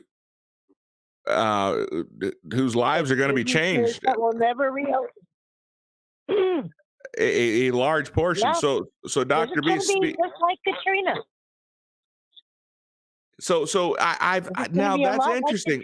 Like that's interesting. I've heard a lot of people using Katrina as a mirror for this situation. Explain that for us. Well, what happened with Katrina is that there were people who, were displaced. Okay, they went to other places. And once they got to those other places, they got jobs, they settled in, and they never went back to NOLA. They just never went back. And I know a lot of people who didn't. When Stephen got married in Oklahoma, the family that I stayed with was a family that came to Oklahoma during Katrina, and they lost everything. So what were they going to go back to? They had nothing to go back to. And what you're going to find out, over the next few months, if we don't get this thing opened up, I think we have the chance to rebound pretty quickly if we can open up pretty quickly. Yeah. And follow good protocol. But if we don't, and I'm going to say by June, we're going to be a very different world. And I think if we can use May to rev up the engines, I think a lot of jobs and a lot of businesses will survive. I'm very concerned that many of them will not. How do you feel that the government has done up until now with the stimulus? Do you feel that has been? Are you a fan of stimulus solutions or no? Well, it doesn't matter whether I'm a fan. I mean, if the government's ordering you to stay home, they better compensate you for that. Okay. I mean, you're being paid to shut down your business.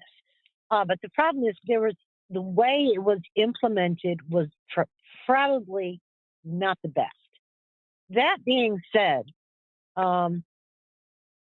it is what it is. Okay. So we've got maybe 2 months where people are either going to get up and get their businesses rolling or they don't. And part of that's going to have to do with how much teleworking, working online as opposed to driving into the office ends up happening. One of the things that's happened during this time, the city of Seattle, for example, has discovered that they had 3 overpasses that were on the brink of crumbling, and they would never have known if they hadn't gone into a lockdown. And it only came about because during the lockdown, when nobody was using it, they decided to go inspect the bridges since nobody was driving around. I thought, well, okay, that's something our people can do. That's good social distancing, right?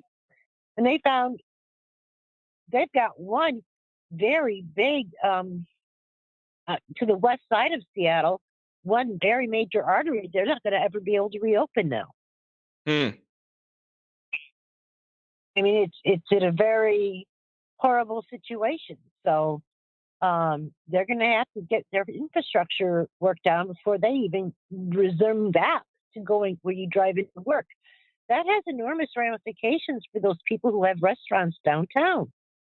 Sure. The other thing, the cruise industry. The cruise industry is toast, right? For at least the next few months.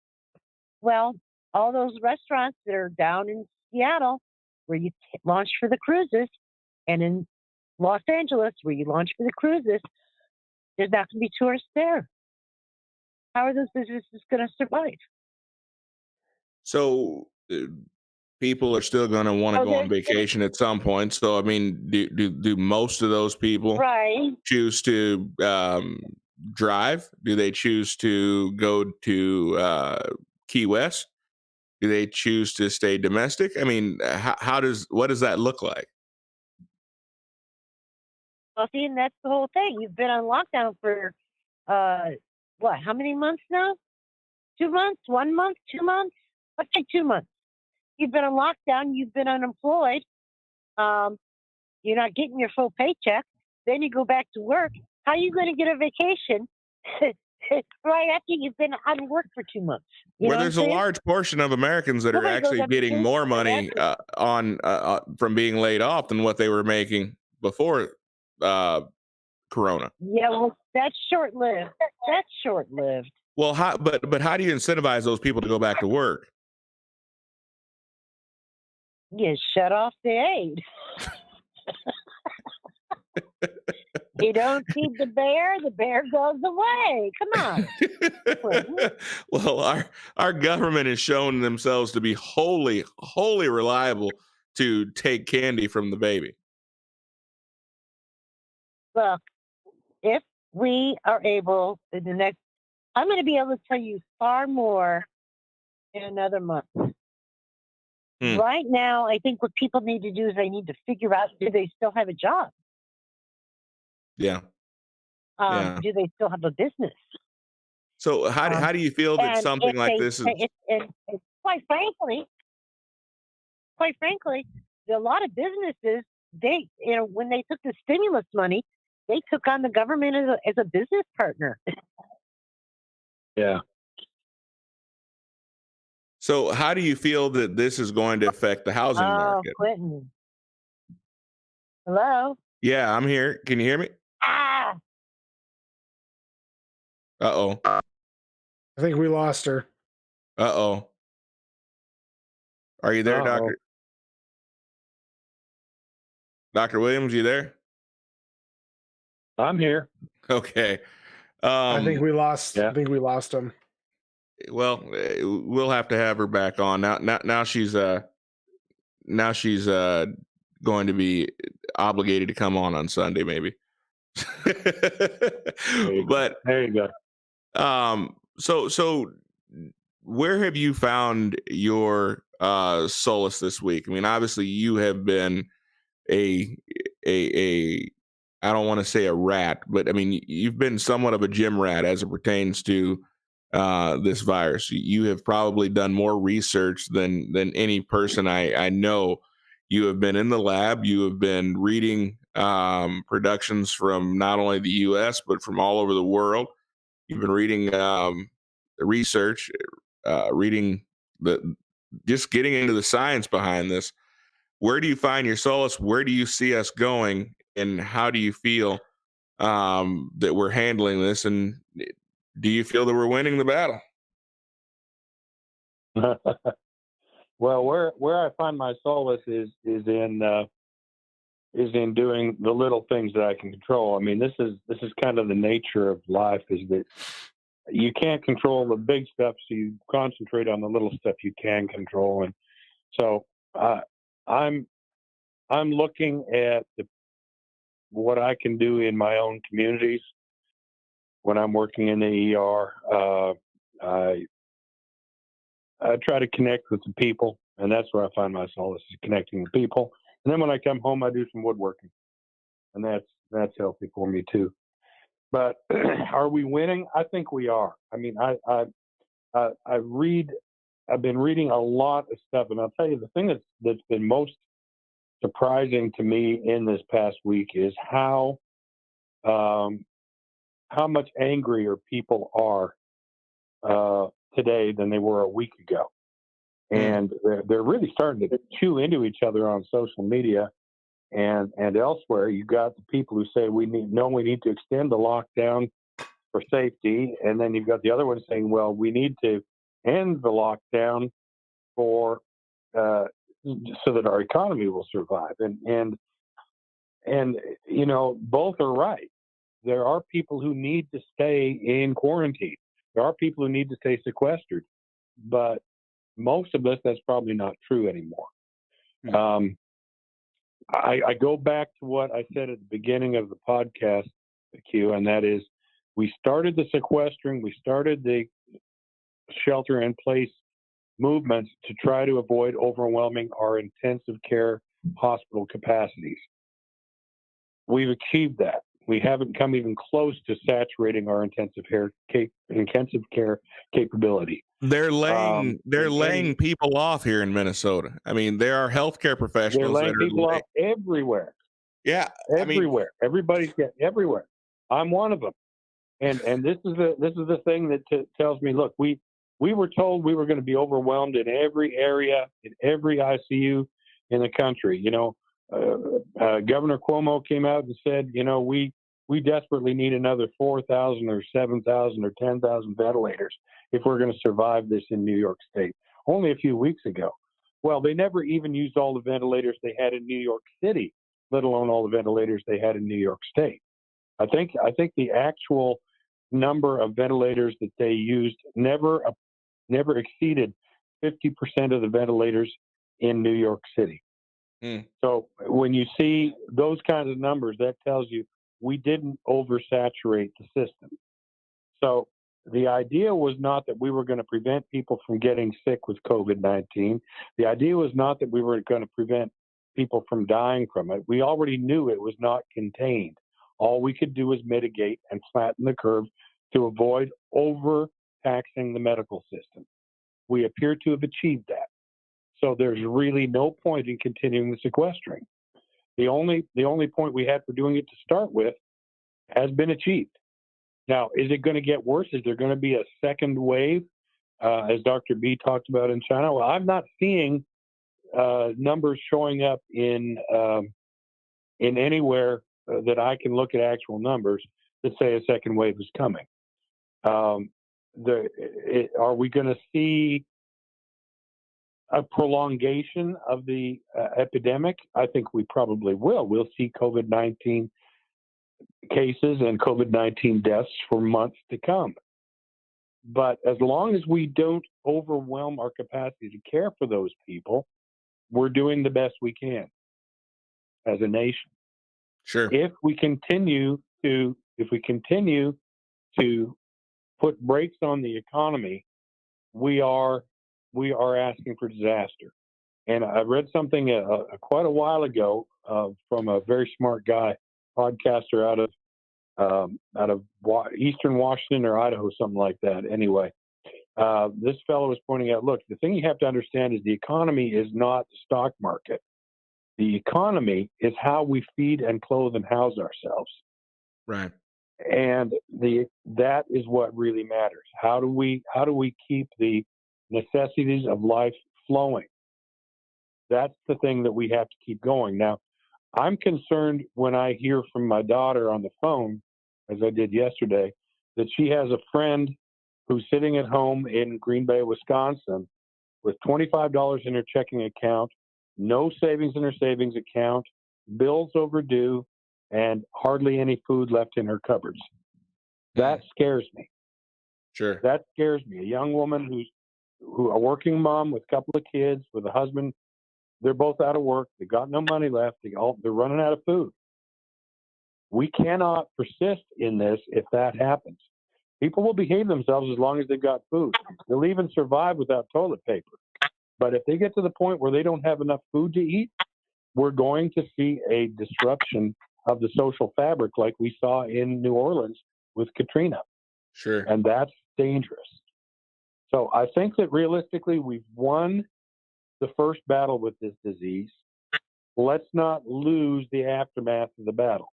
Let's get America back to work, keep the people who need to be protected in sequestration, treat people appropriately with medications that we now have, work on the vaccine. All of those things need to go forward.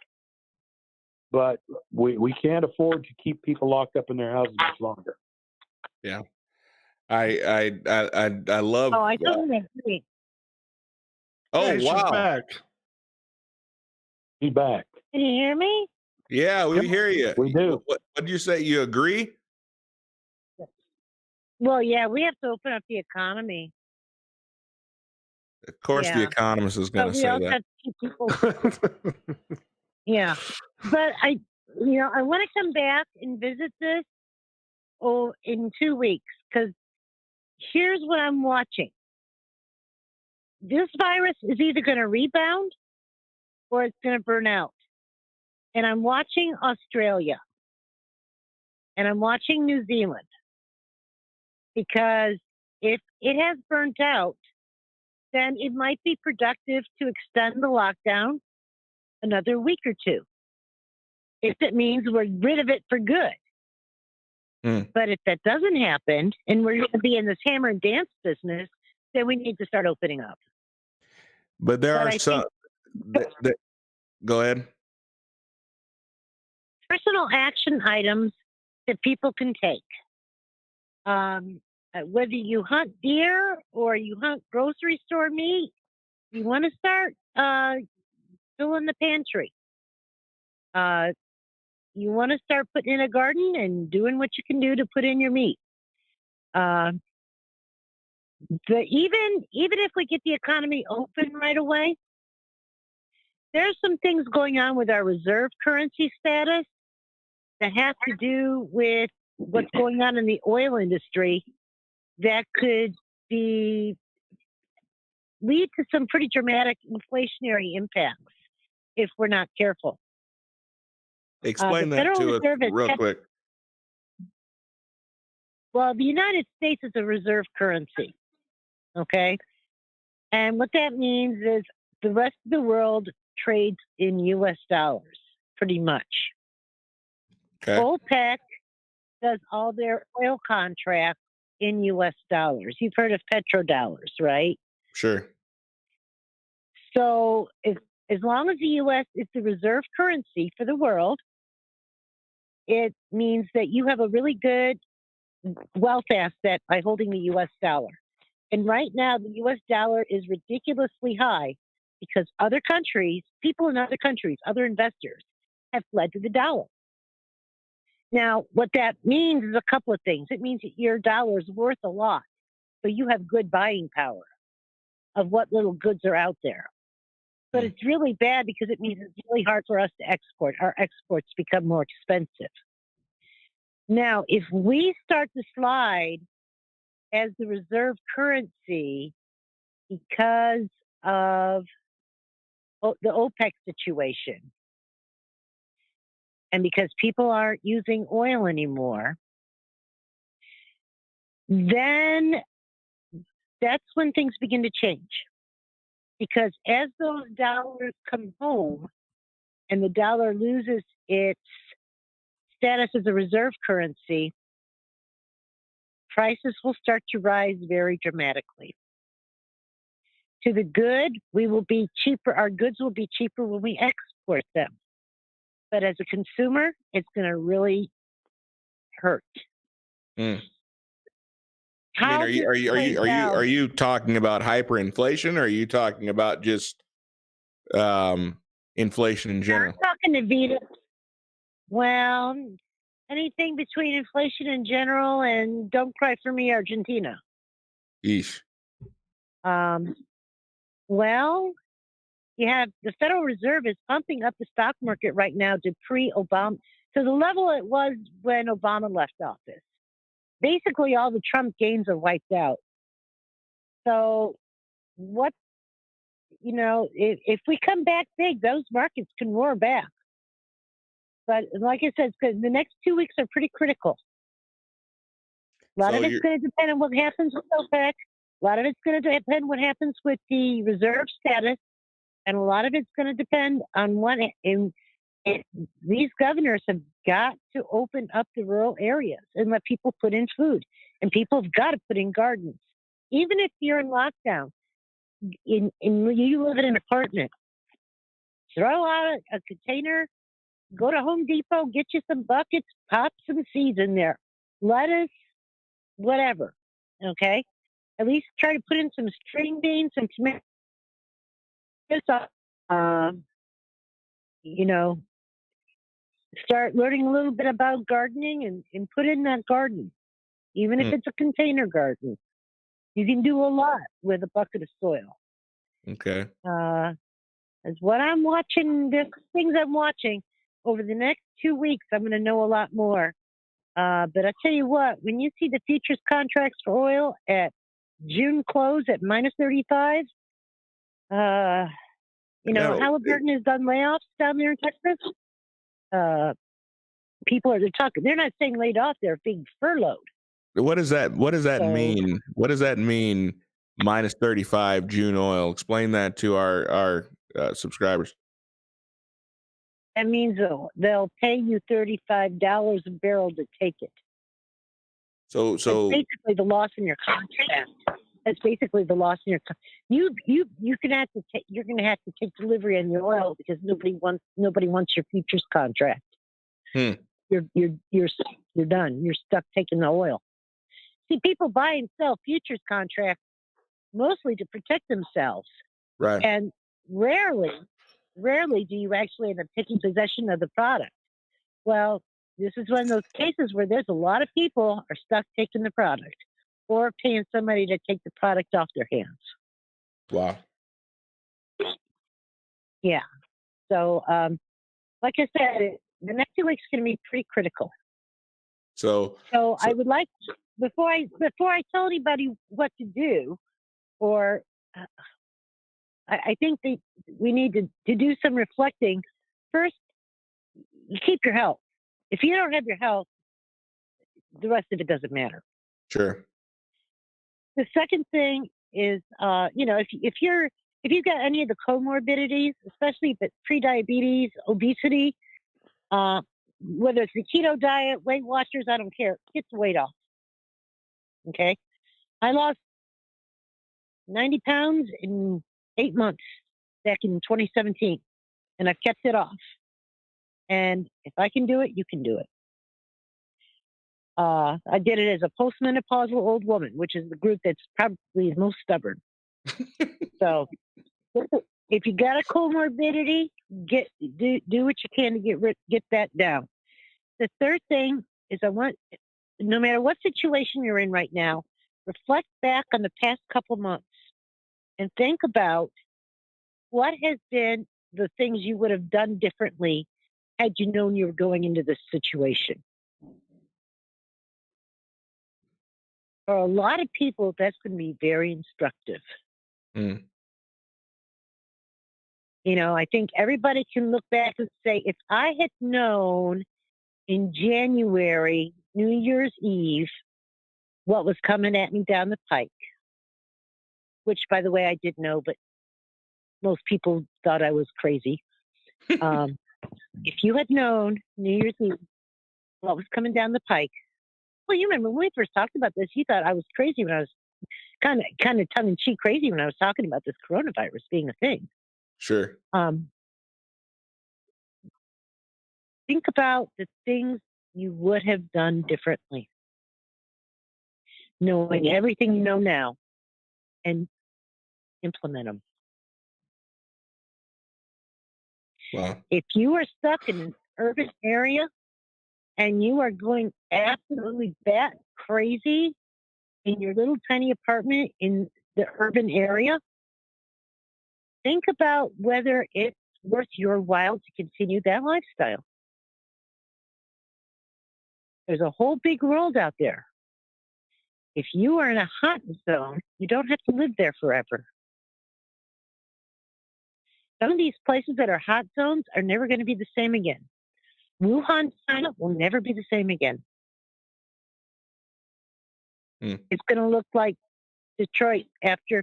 Remember when everybody left Detroit? And what happened? That's what Wuhan's going to end up looking like. That's what it's going to look like. As the government took them out of lockdown, I've got pictures of hordes of people heading into the mountains, getting as far away from Wuhan as they can. And I'll tell you what, I'll bet a lot of them won't come back. The biggest problem right now Russia has are Chinese immigrants coming in with COVID-19. And the Russians are turning around and sending them back. And the Chinese government isn't letting them back in. So you've got this huge, huge group of people now stuck at that border. So, you don't want to get yourself in that situation. But at the same time, you want to think about your living situation. Is that where you want to stay? Are you in the best place and are you in the best situation?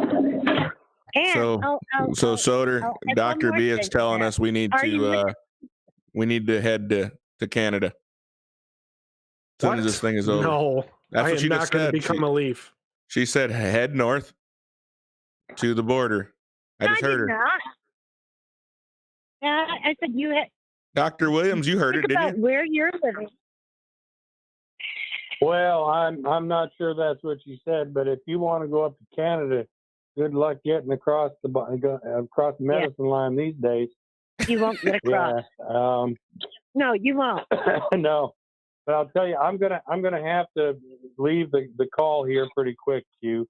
And I think we've I appreciate the invitation to be on the podcast, but I've got another obligation here I've got to take care of yet tonight. So yeah, and it's been a long podcast. I appreciate you.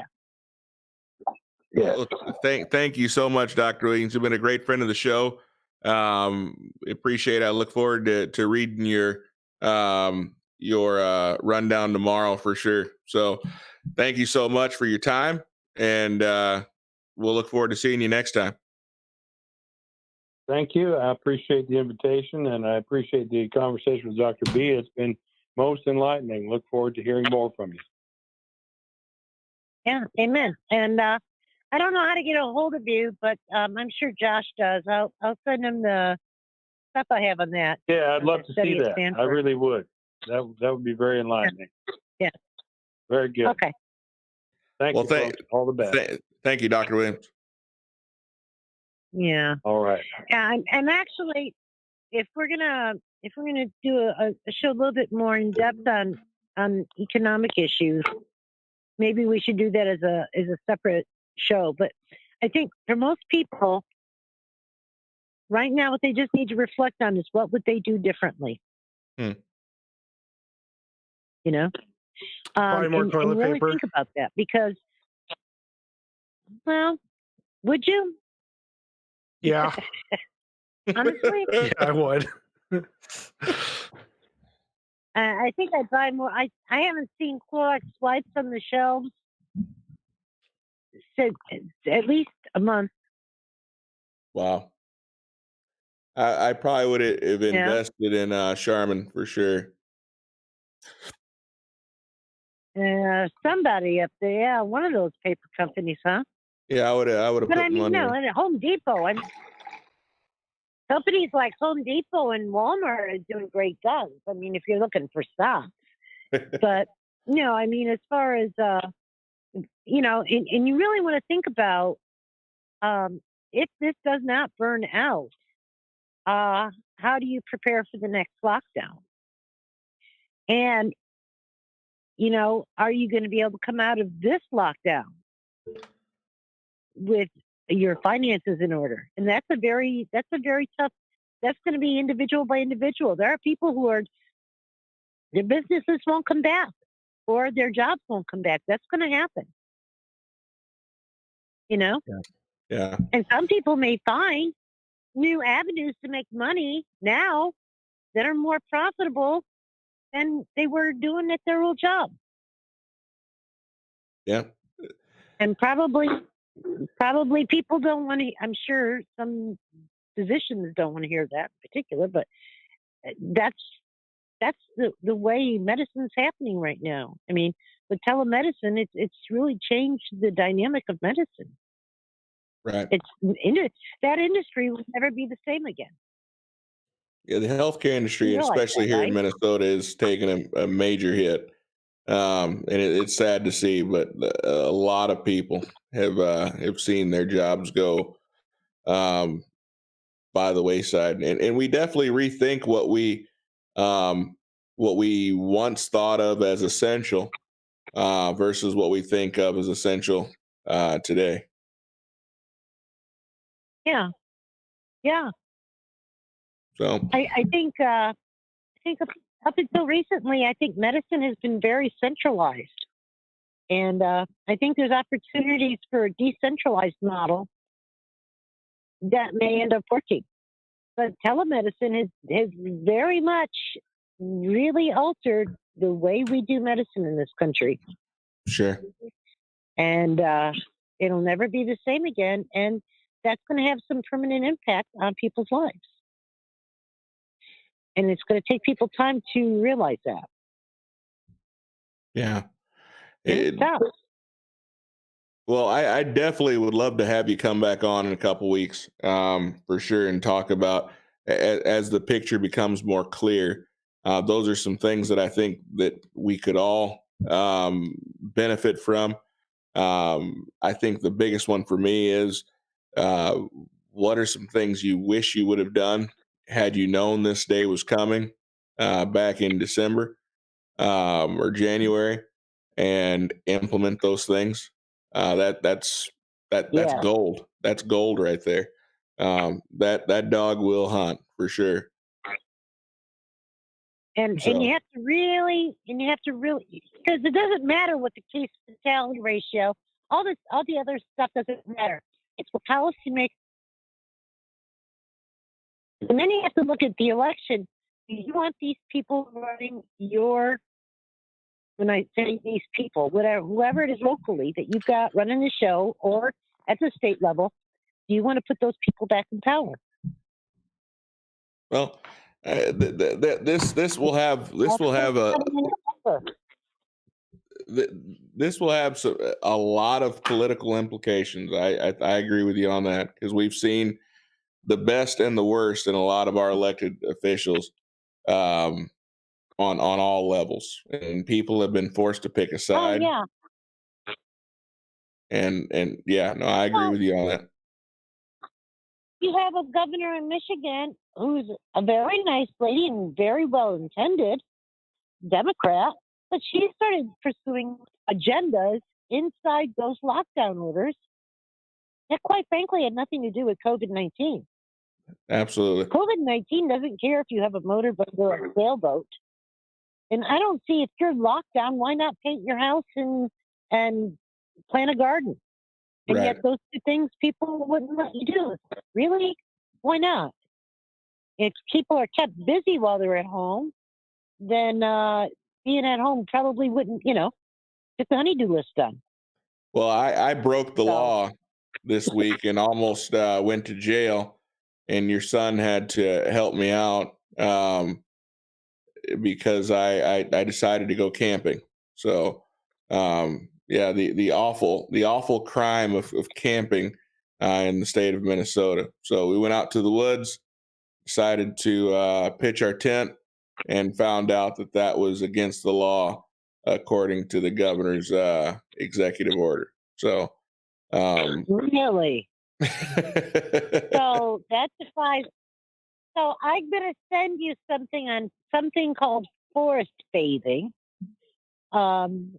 which the Western governors, both Republican and Democrat, are all big advocates of forest bathing for boosting your immune system. That doesn't mean you get naked in the woods.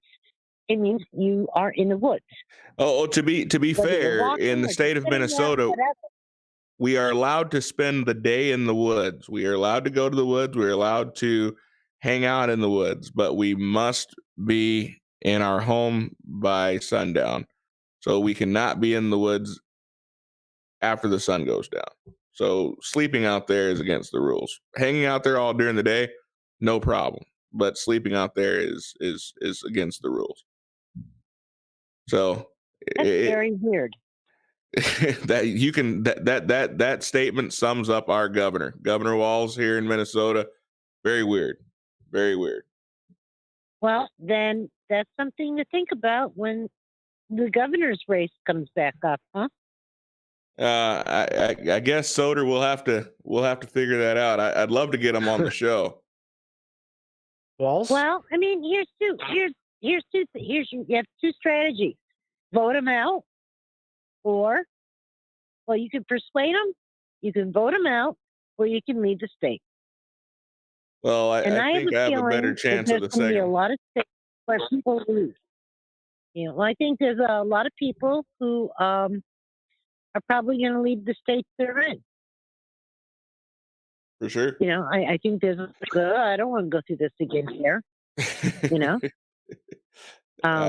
I wouldn't doubt if I'm going to go through this again, I want to go through this. You start looking at different places you can live, because it's like, I don't want to go through this here again. And some people are like, yeah, I ended up doing a good job picking this place out. So you can have a little bit of both. Next time I'm sequestered, I'd like to be sequestered in a warmer climate. That's one thing that I will take out of this. I will take that out of this for sure. But I'm looking at the Virgin Islands or something. and you know what? I hope you do, so I have a place to come visit. So, but hey. But we're gonna have to end it here. Thank you so much, Dr. B, for coming on and taking the time. And we'll definitely have you on in a couple of weeks. I'm glad that we figured out. Soder, great job. It started off a little shaky, but as the show progressed, it definitely got better. So thank you for that, buddy. If you are not currently subscribed to the show, be sure to press that like button and also the subscribe button. Subscribe to the show. Oh my gosh, buddy, I almost forgot. We did have a super chat through Streamlabs from our good buddy Asmodeus again. Oh wow. This one's for me, unfortunately. Just because I need to hear you try to pronounce this, don't worry about being a leaf, Soder. Your wife can be your Canadian Sacagawea. Good job with the Sacagawea. That's fantastic. I'm not sure whether to take that as an insult or a compliment. You pronounce Sacagawea perfectly, so I don't think it could possibly be an insult. So great job with that. Yeah. Well, that's just how I always pronounced it. Yeah. Well, like my wife. Until we got married, she thought Yosemite was Yosemite. I heard that, Becky. We'll save that for next time she's on the show. Okay. Okay. But good night, gentlemen. All right. Good night, Dr. B. Thank you so much for taking the time, and we'll look forward to having you on the show in a couple of weeks. Amen. Bye-bye. All right. Good night. Oh, all right. That was a long one. Well, we're not out. We're still streaming. All right. Well, hey, to all of you guys. You okay? Yeah, I'm fine, man. But to all you guys that are in, hey, good night. Be sure to subscribe. Thank you for joining us, and we will see you guys on Sunday. Take care. Night, everyone.